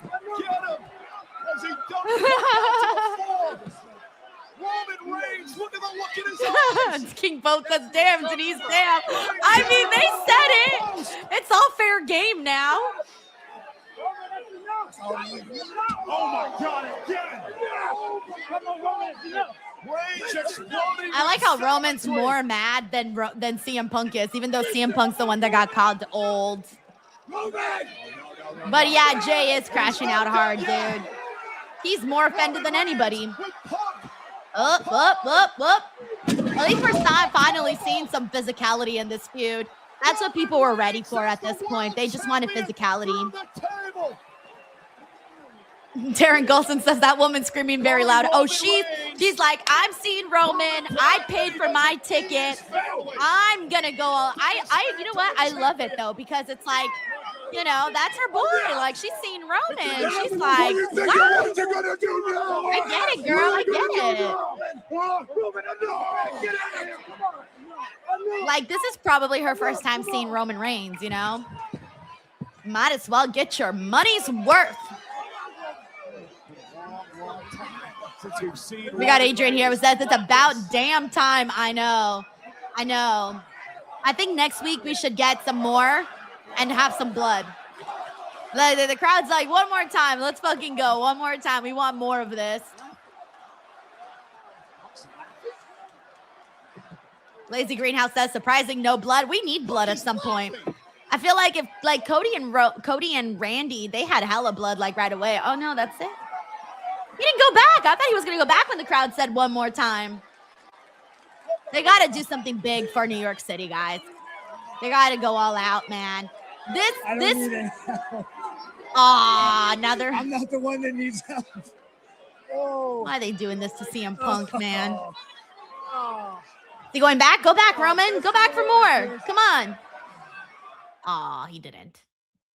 All right. Wow. Okay. We'll have some things to talk about today on our post show. But before we get to the post show and all of the things that we need to discuss for today, we do got a couple of things I got to do first. The first one being, let's talk about Blue Chew. The future of erectile function is here. Blue Chew Gold is changing the way that millions of men are having sex in 2026. The new arousal boosting formula combines passion and performance into one tablet that dissolves under your tongue for the super fast onset. No more waiting for a pill to kick in. No more moments ruined by performance anxiety. Just the results you want when you want them. Most ED meds only focus on blood flow, but Blue Chew Gold goes further by combining 2 ingredients for blood flow with 2 for mental arousal and connection. So you're just not physically ready, you are actually in the mood. Hey, that changes things. This type of innovation is why Blue Chew Gold is the #1 brand in erectile function. The process is simple and all online. Get started today at bluechew.com and go for gold. Turbocharge your love life and make it easy to get hard. Discover your options at bluechew.com. And we've got a special deal for our listeners. Right now, when you buy 2 months of Blue Chew Gold, you get the 3rd one for free with the promo code Denise. That's promo code Denise. Visit bluechew.com for more details and important safety information. And we thank Blue Chew for sponsoring the podcast. Hey, guys, I didn't update the graphic, but the new thing for now is you get 2 months of Blue Chew Gold. You get the 3rd one free with the promo code Denise. So that's actually pretty damn sweet. 2 months, 2 months, purchase 2 months, and then you get the 3rd one free. The 3rd one free. Let's fucking go. That's sick, man. Hell yeah. All right, guys, make sure you show some love to our sponsors, Blue Chew. The promo code is in the link, and I'll make sure to get my updated graphic for that in the next one. All right. Let's get some thoughts in here. See what everyone's saying. We got Mono King 29 who says the storylines for WrestleMania are: you are old, my muscles bigger than yours, my voices talk to me, I come from Chile, Infierno, open challenge. Mono King, I'm not gonna lie to you, you summed it up very nicely. I appreciate that. We also got David Primero here who says Jey Uso will cost Roman at WrestleMania. So obvious. Hey, David, I like that theory. I would actually kind of dig that, but at the same time, I don't really want to. I guess part of me doesn't want to see anybody get involved in the actual feud, like in the actual matchup, excuse me. But who knows? You guys know it's going to be WrestleMania. They're going to overbook the shit out of it. Thank you, David. Alrighty, everyone. Let's get to this. It's time to get the party started. We got Robin up in here. What's up, Robin? How are you? What's good, Denise? How you doing? I'm doing good. Glad to have you on. For whatever reason, I feel like I haven't seen you in 50,000 years. Why does it feel like I have? I know it's been a week, but I feel like I just haven't seen you in 50,000 years. Maybe I'm just that lovable and I don't know. You're like, you need your daily dose of Robin. Yeah, or it's all the Taylor Swift you listen to. Sounds like a Taylor Swift's the foundation of a song, right? Like, I haven't seen you in 50,000 years, even though you're on the 50-yard line for the Chiefs. All right, let's do this. Here we go. Ready, guys? 3, 2, 1. What is up, everybody? Welcome to the Raw Post Show. It's Monday, March 23rd. We are 26 days away from WrestleMania. I can't believe it's about to be here. But before we get into everything, it's your girl, Denise Salcedo. And of course, I'm joined by Robin Lundberg. Robin, how are you? How did you feel about this edition of Monday Night Raw? It felt like some of what they did tonight was a little bit of a rehashing of some of what they had been doing in the build. But the send-off was interesting because, to me, we've gotten these Roman Reigns and CM Punk segments. And to borrow, an insult to Punk, it was getting on the borderline of becoming old. And we're going to see the same thing, rinse, wash, repeat. But what differentiated a little bit at the end is it got physical, and Roman Reigns sends Punk through the table, hits him with the Superman punch. But to me, it's the involvement of the Usos that adds the intrigue, because there's a little bit of, something's going on with the Usos. You got this crash out version of Jey, who is more interesting right now after all the yeeting he's done over the last couple of years. And you can sort of see Jimmy, the wheels spinning. He didn't love that get out of my ring line. he seems to be contemplating what's going on, surveying the situation. So that's the thing I'm putting all right, let's put a pin in this. What's going on with the Usos? Yeah, it's interesting because remember for a while, this was a part that I was wondering what was going on. Like, what exactly is the relationship right now with the Usos and Roman Reigns? Because for a while, not too long ago, they weren't on good terms. And it was like, a little bit before the holidays of last year, where I remember specifically because everybody was talking about, or was it last year? God, I don't even remember. But it was something along him saying, like, I don't want to see you guys till after Christmas. I forgot what the line was. But basically, like, they weren't really on the same page. And then I thought, okay, like, are they on the same page now? I'm not really too sure. And then what we saw play out on Monday Night Raw today with him telling the Usos to get out of his ring, that basically told me, okay, they are definitely not on the terms that we thought that they were going to be on right now. So I thought that was pretty surprising. We did have a couple of people. We had David Primero, who actually predicted that Jey Uso will cost Roman Reigns at WrestleMania, saying that it's so obvious. Do you think that's an obvious direction that some of us are missing? I do think it's lending itself to the possibility of an Uso turn on Roman Reigns. Now, does that happen at WrestleMania to cost him? I don't know if that's necessarily the case. Maybe that's something that takes place after WrestleMania. Let's say Roman wins. Jey Uso and Roman Reigns is kind of interesting, right? Again, kind of running it back to the beginning of the bloodline, but in a whole different realm for Roman Reigns. So I don't know if it's specifically that, and it could be. I'm not saying he's wrong, but I do see the seeds being planted for some friction and for it not to be so obvious where it's like, oh, they're helping Roman Reigns get over versus creating some friction there. Yeah, I think my response to that is I don't think that that's what my heart and my soul wants. Like, I don't want to see Jey Uso going in there and costing Roman Reigns the match. I really, really don't. And I don't even know why it is for me. I guess for me, the idea of, like you said, maybe doing Jey Uso versus Roman Reigns later on after this, it's not that intriguing to me. I think I'm kind of like over that phase where I'm more so ready for new stuff.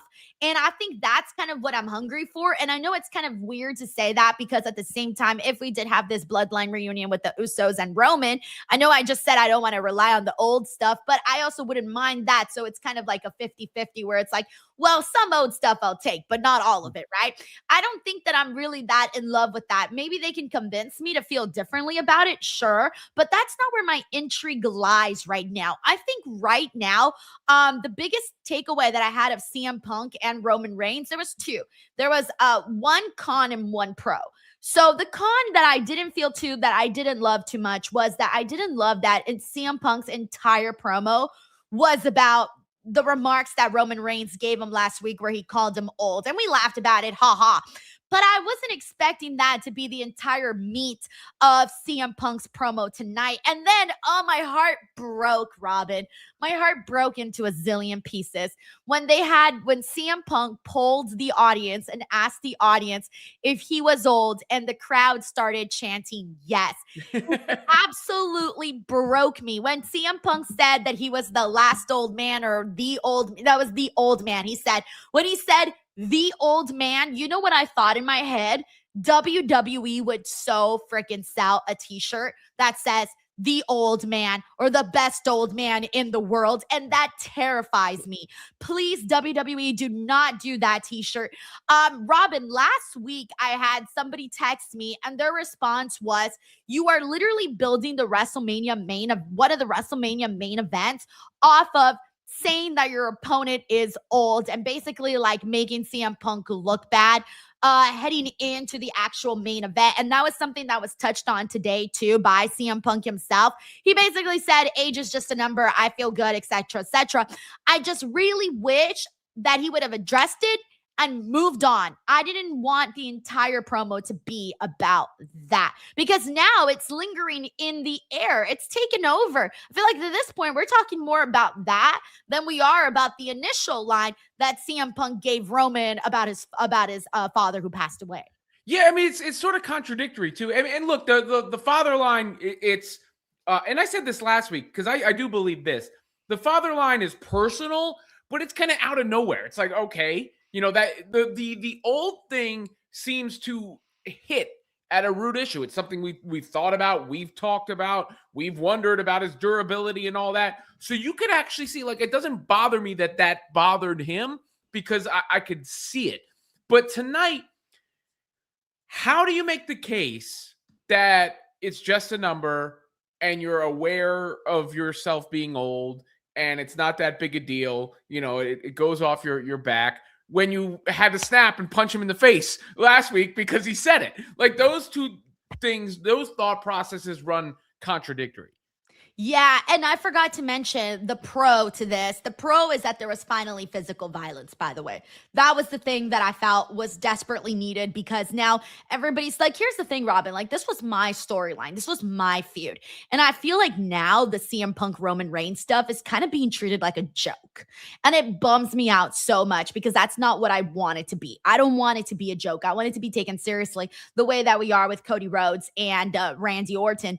And now, with the physicality, I feel like that was the pro in all of this, was, okay, now we're getting nasty. Now we're getting, we're beating each other and all of that. That was more enjoyable than, kind of what we were seeing, beforehand. So that's kind of where we're at with that. Let's get some more thoughts in here. We got Anthony Giuliano. Thank you, Anthony. He says, hey, Denise and Robin, did you see Bianca might lose her finger because it's not healing right? I did not see that. That sounds a little crazy. So I'm just going to say I don't know, because I haven't actually seen something like that. We got Night Wolf here, who says that the match ends up being Bloodline Rules. It will be the perfect time for The Rock to cost Roman and set up WrestleMania 43 main event, Roman versus Rock. One of the things that I wanted to mention, and it was the thing I was going to say in regards to what you said, but I had forgotten. But I do think that CM Punk has to defeat Roman Reigns now. And I know it's kind of one of those things where it's going to be like, oh shit, Roman Reigns lost to an old guy. But whatever, right? But I just don't feel like you can't have CM Punk going out there and losing after this whole embarrassment of being called old and it overshadowing things. Well, another Bloodline segment tonight was backstage with LA Knight.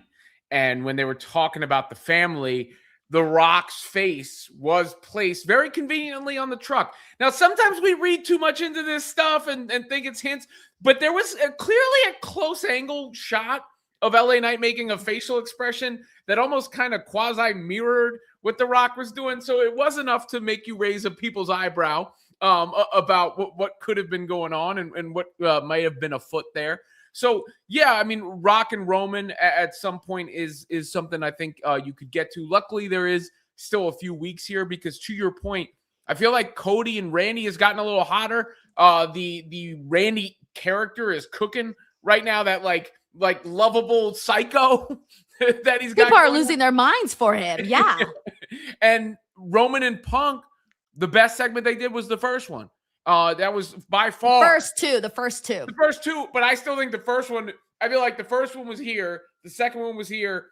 I might have preferred the Uso segment to the original Uso segment to even the second one. But overall, the first one is still the strongest, and it's gone in the declining direction. So it needs some heat to pick back up in order to not lose steam to the other matches like Randy and Cody and like Brock Lesnar and Oba Femi.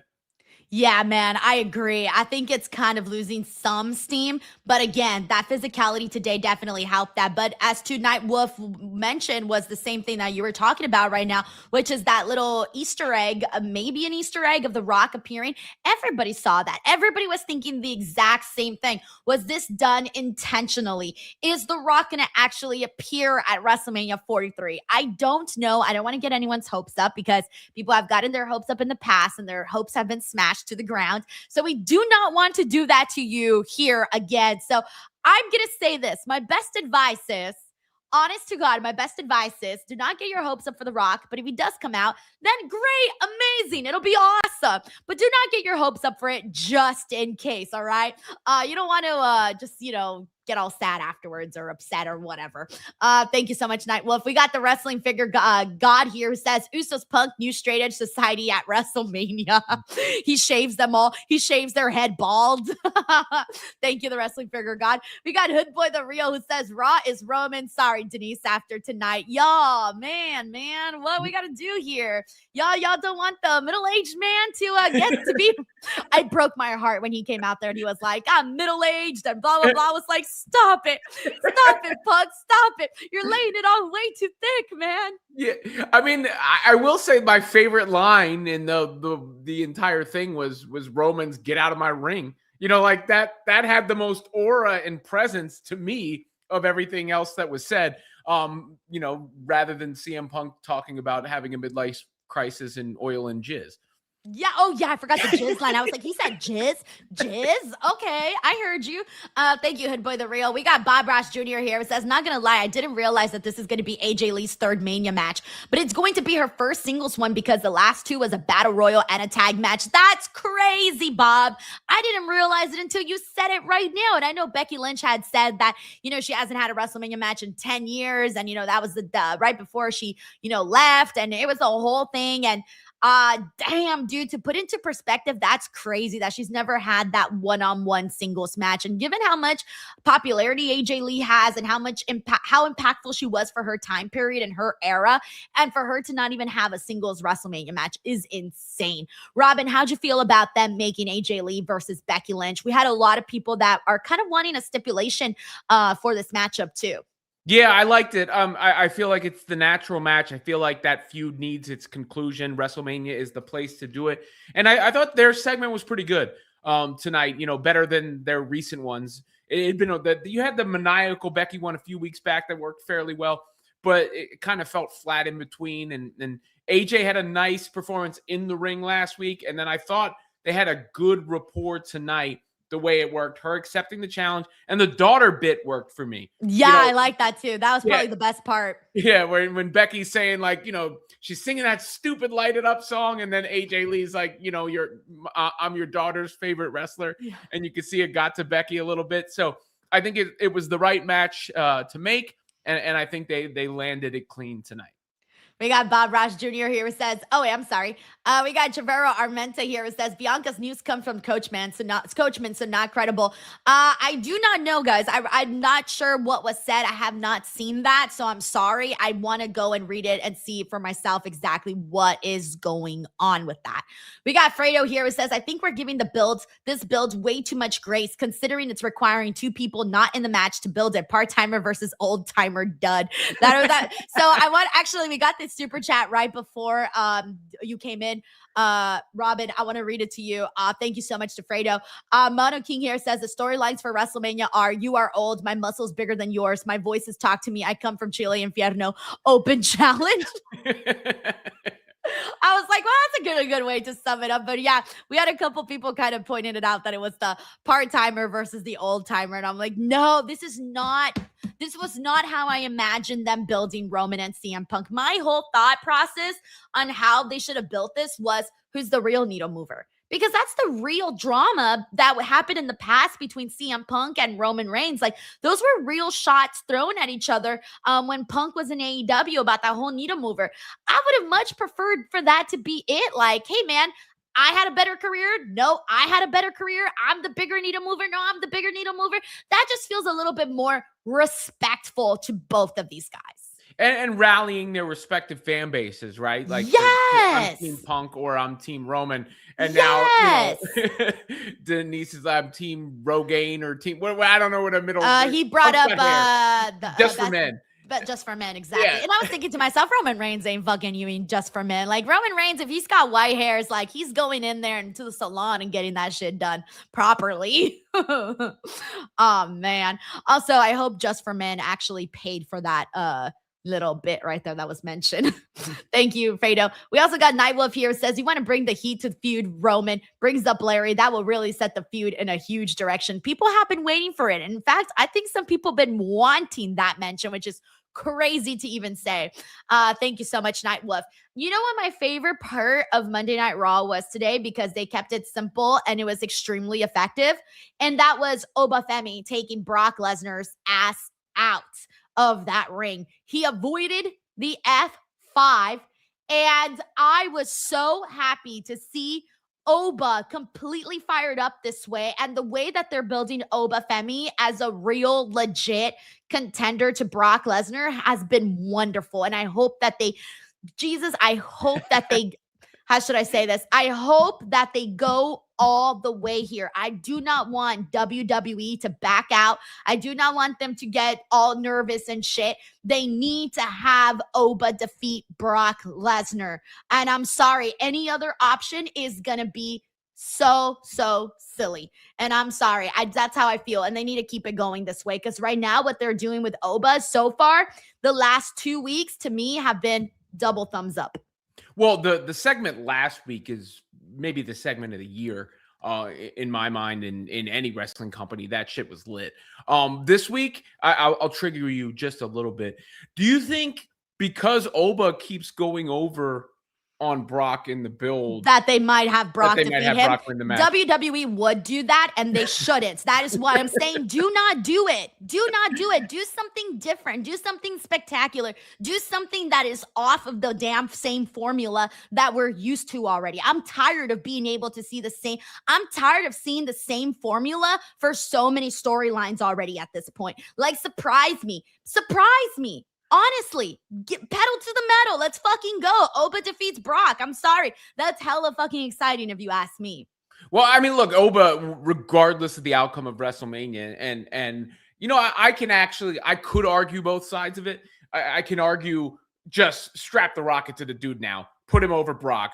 Go. You've got this. Slow strut all the way to the top. You know, fine.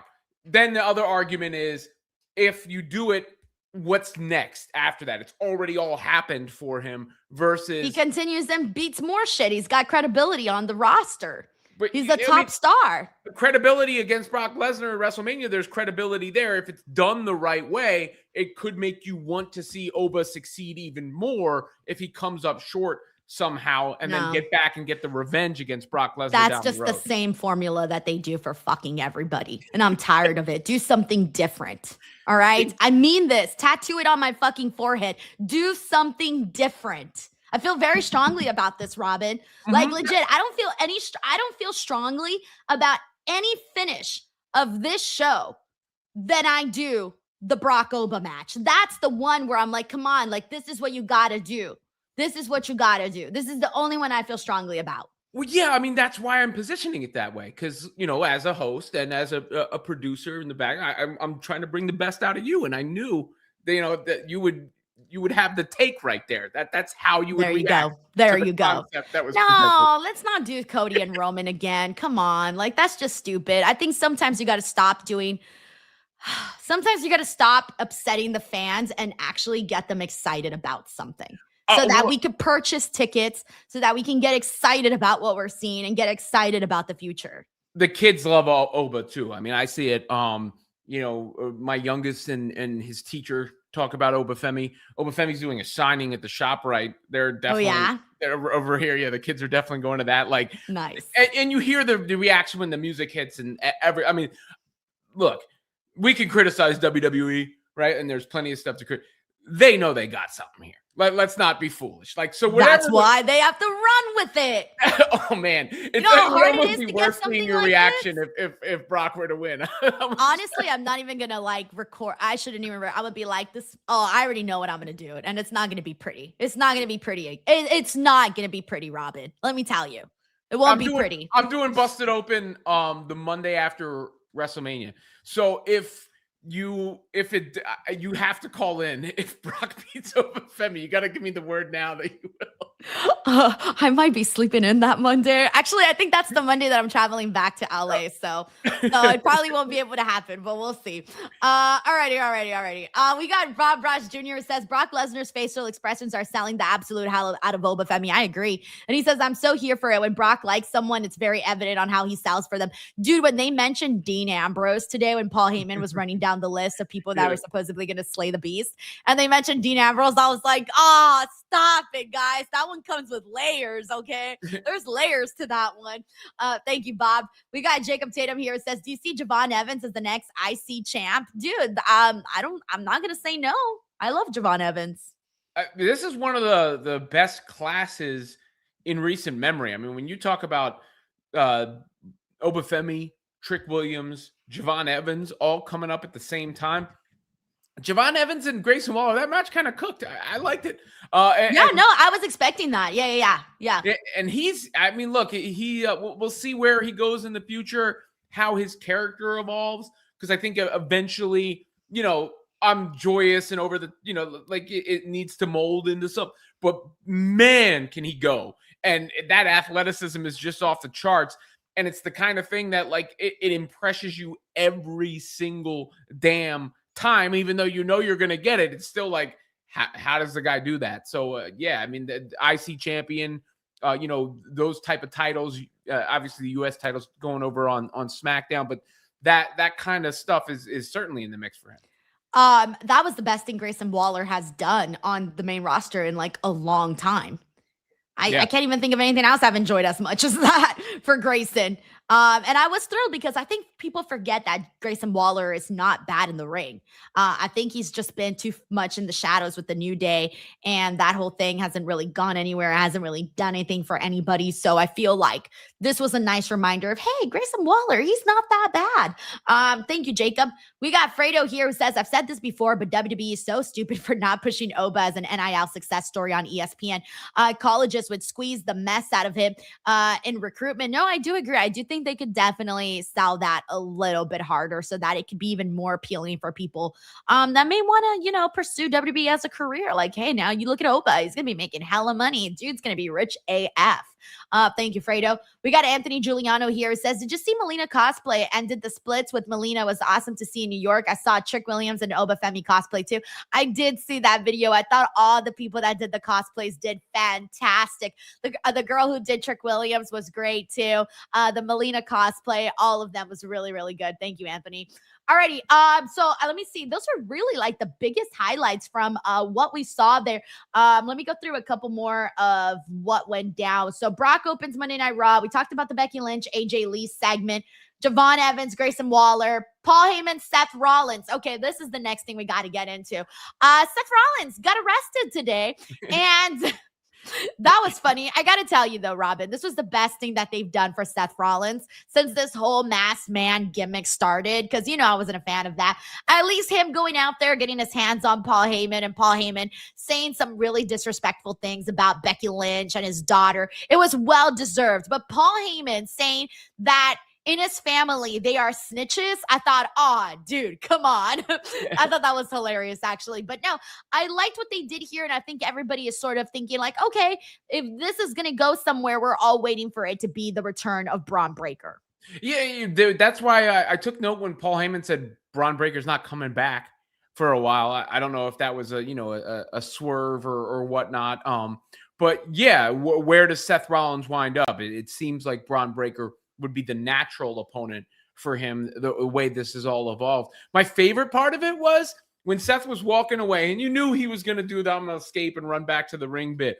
But you could see a smirk on his face, like he almost appreciated where Paul Heyman went with his, when he was talking about his family, his wife, with the whole locker room and his daughter. I was like, you don't go there. You don't say that about somebody's wife and child. Yeah, protective services and whatever. Like you could almost see the, Seth Rollins go, all right, yeah, that's why you're who you are, Paul.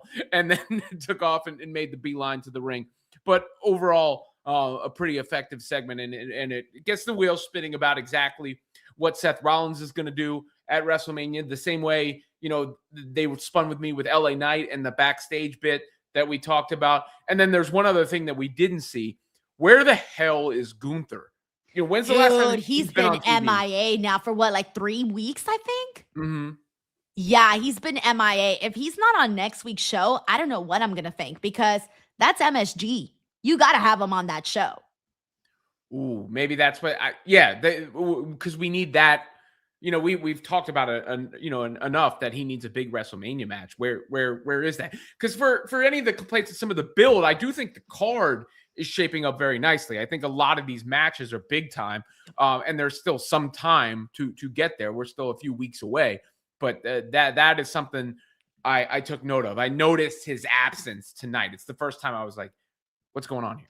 Yeah, no, I think this has been like now the last couple of weeks, a lot of people have been asking like on my watch alongs and stuff. They're like, where's Gunther? We haven't seen Gunther. What's going on? I have no earthly idea. But I don't know if it's the anticipation is good or if it's like, is it anticipation or is it stalling? What is it? It depends on what the payoff is. You know, Right, if there's a right. payoff, then it's anticipation. If there's not a payoff, then it's stalling. But I without That's knowing scary. the answer to that, then I can't tell you which one it is. That's really scary because we shouldn't be here right now for Gunther. Like that should not be what's happening with Gunther right now. So hopefully they are building up for a special moment. Maybe next week at MSG. We'll see.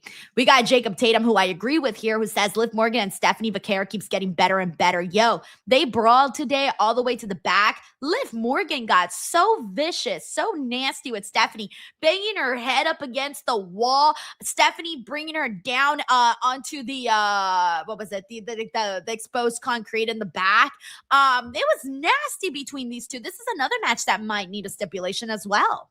Yeah, and it's been one of the better builds of any of the feuds. The way it's sort of escalated, right? You know, you face off, and then now you get to this point, and it's on site essentially. So you know, and Liv sold it with her, like you said, the how extra she was, and I think the screaming a little bit that you heard there. Stephanie was like, ah, yeah. Ah!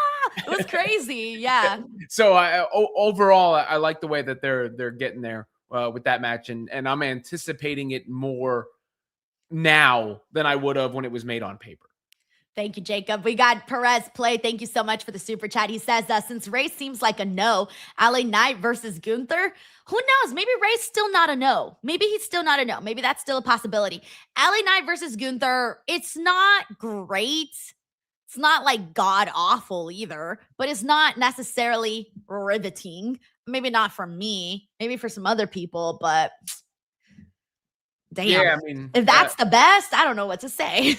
LA Knight's food at that point, right? Like, I mean, yeah, you know, there's no, I don't know. I feel like Gunther's opponent, like, how do you make that a big deal? I mean, it's not the worst fallback option. It's not, like you said, it's not like I'd be like cutting off the show when it comes on, but it doesn't feel in line with the trajectory that Gunther has been on. And it also wouldn't do anything for LA Knight because you can't imagine him actually going in, you know, unless they were planning some sort of super LA Knight push, you can't imagine him going over. So who does it really serve? Exactly. Thank you, Perez Play. We got Anthony Giuliano here. It says the original plan was Gunther versus Ray, but Ray is injured. That is why you don't see Gunther, because they don't have a plan B for him. And that's terrifying. Thank you, Anthony. We got RDG 1244 here. It says if nothing happens with Gunther, Gunther will call out AJ for a non-sanctioned match at Mania at the Hall of Fame. He's like, if you lose this match, you do not get your Hall of Fame induction. That's crazy, bro. RDG 1244. Thank you so much for the super chat, man. Alrighty. The last thing I want to get into, by the way, I do want to talk about Danhousen cursing Speed, by the way. Hilarious, because I love Speed's reactions. He was like, I got cursed. What does that mean? He's like freaking out. And oh my God, I loved that. And it makes me wonder, what is going to happen? Because I thought, okay, because we have to see a payoff to the curse, right? Like every time there's a curse, someone gets cursed, there's got to be a payoff that we see. What is going to be Speed's? This man has already taken a killer spear from Braun Breaker. What could happen to this man next for us to be like, oh, he got hella cursed right here? Are they gonna do Danhousen versus Speed? I don't know. I'm trying to think crazy thoughts over here. What's the end game of what can happen here? I mean, run that spear back, something else like that. But you know, the main point for me, Denise, is they're not pretending Danhousen is anything other than what he is, right? Like he's this gimmick character, he's comedic relief, and they're throwing him into the mix with all the people that he could play off that with, whether it be The Miz or obviously, you know, I show Speed here this week. The crowd is responding to him. The bits are connecting. And so whenever he does get in the ring, it's okay if it's with, you know, an influencer or something to that effect, because that's what he is. That's the purpose he serves. And he's doing a really good job at it. Everybody seems to be enjoying it. and they're not, so it answers that question, like, oh, is Danhousen going to get thrown in the ring and work 20-minute match? No, this is a side bit character, a side kick, if you will, and right now it's hitting. I want to see it. I kind of want to see it. I'm sorry. Yeah. I know it's kind of like a crazy ass match to even think about, but I'm sorry. I'm in the mood for a little crazy. All right. Thank you, RDG. We also got Sleazeboy992 here who says, at WrestleMania, Rey Mysterio is going to retire Rey Mysterio. Oh, sorry. Let me read that again. At WrestleMania, Dominic Mysterio is going to retire Rey Mysterio. Yes, he's going to be 50, but Rey can do another 10 years of wrestling thanks to stem cells. While Dom can do Cine Latino, Gunther can retire Rey after. Hey, maybe this happens next year. Who knows? We'll see what goes down there. But he's saying Dominic is going to retire. I mean, he's saying Rey is going to retire Dominic. No, I think he's saying, hold on. Oh, okay. He said it in reverse. Yeah, because he said that he's going to wrestle forever due to the stem cells, and then Dom can do Cena Latino. Hey, Dom's got the stash for that. He's got the look. He's got the hair. He could be a telenovela star. We could see it happen. Thank you, Sleaze Boy. We got Anthony Giuliano here who says, I was listening to Booker T's podcast the other day, and he said Tatum Paxley might be the next Bray Wyatt with her character. What do you think? I don't know about being the next Bray Wyatt, but maybe doing something similar and spooky wise. That could be really cool. And maybe seeing a woman go all in on it. Sure, that would be really awesome. I don't hate it. We got Sleaze Boy here who says, also keep doing great work and don't listen to those chuds, Eric, that not only a life, but also need to touch grass and do push-up. Robin, so I posted a selfie yesterday, let me tell you, on Facebook. And mind you, I get lots of crazy comments, but this one was hilarious that I had to share it. Usually I don't even engage with this stuff, but it was so outlandish that I had to post it. So I posted this selfie of myself yesterday, and I posted a caption on Facebook of like me being like really proud of like my new makeup skills that I've learned from like the IG influencers. And I shouted out the IG makeup influencers. It was a whole post about my makeup. Okay. Yeah. And this guy posted on, let me read you actually the quote that he posted because it's super outlandish. And I posted it and I didn't think it would get as much attention as it did, but it kind of did. It kind of blew up. But hold on, let me pull it up. Okay, this is what the person said. They said, his name was Eric Christensen. He says, why do this when you have a husband? Why do you feel the need from validation from people on the internet when your husband's opinion should be the only thing that matters? Oh, bro. Over a selfie. Yeah. This selfie at that. Very no provocative. offense. No offense, but I could post something way more scandalous than this. Isn't that crazy? And I'm like I said, I get my fair share of crazy comments, trust me. But that one was so outlandish that I was like, bro, no way. Like, you really think like this? It's like, get back in the kitchen and oh, those are old. I don't even get those anymore. Well, actually, I think I do. I don't even see those anymore. I get this. I put them all in categories, but this one was outlandish, Robin. I do think you've improved your makeup game, right?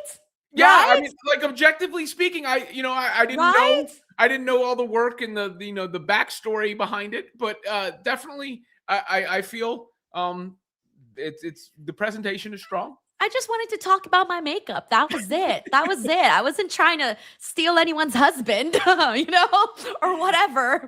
I don't know. It was crazy. But anyways, that's what Sleaze Boy is referencing, by the way. Crazy work out there. But other than that, guys, hey, that was our Monday Night Raw post show for today. Robin, tell the people where they can find you. Well, I post provocative selfies of myself often. I'll plug Why do you do that, Robin? You only need the attention from your wife. You must be off Saturday because I'm doing Busted Open on Saturday morning. Yes. I'm going to be at Squared Circle Expo. Yes. And Sunday morning this week. So you can follow me on social media, YouTube, and everything, but catch me Busted Open Saturday and Sunday, 9 to noon Eastern time. Alrighty, as for me, you guys are already here, youtube.com/Denise Salcedo. Subscribe, check it out. Go to the Instagram, go to the Facebook to see my very provocative pictures. Do not take that seriously. And I posted a vlog today that, in case you guys haven't seen it, I posted a vlog showing the behind the scenes of doing my first ever live show. So if you guys want to check that out, check it out. I also did post my live show with Willow Nightingale. Her portion is also up here on on YouTube. And again, friendly reminder that I am going to be doing my debut wrestling podcast for WrestleMania. My first time ever doing a live show for WrestleMania. And that is going to be happening Friday, Friday, April 17th at noon. So a good time. You can sleep in, but you can do something fun during the day. 12 p.m. And I'm going to be live with CJ Perry, formerly known as Lana, and Shotzi, formerly known as Shotzi Blackheart, former WWE superstars. They will be there. It'll be an interview / fan Q&A. It's going to be so much fun. If you do get the VIP meet and greet too, you also get a meet and greet with me. Unfortunately, CJ and Shotzi are not part of that due to their other things that they have to go and attend. But if you want to meet me and get a free 8x10 as well, that's part of the VIP meet and greet package. Again, that is at the Circa Resort Casino, Friday, April 17th, 12 noon, DeniseLiveshow.com to get tickets. DeniseLiveshow.com to get tickets. Alrighty, everyone. I think we are all caught up. Yes, we are. Thank you guys so much, and we'll see you all on the next one. Bye, everyone. Yeet.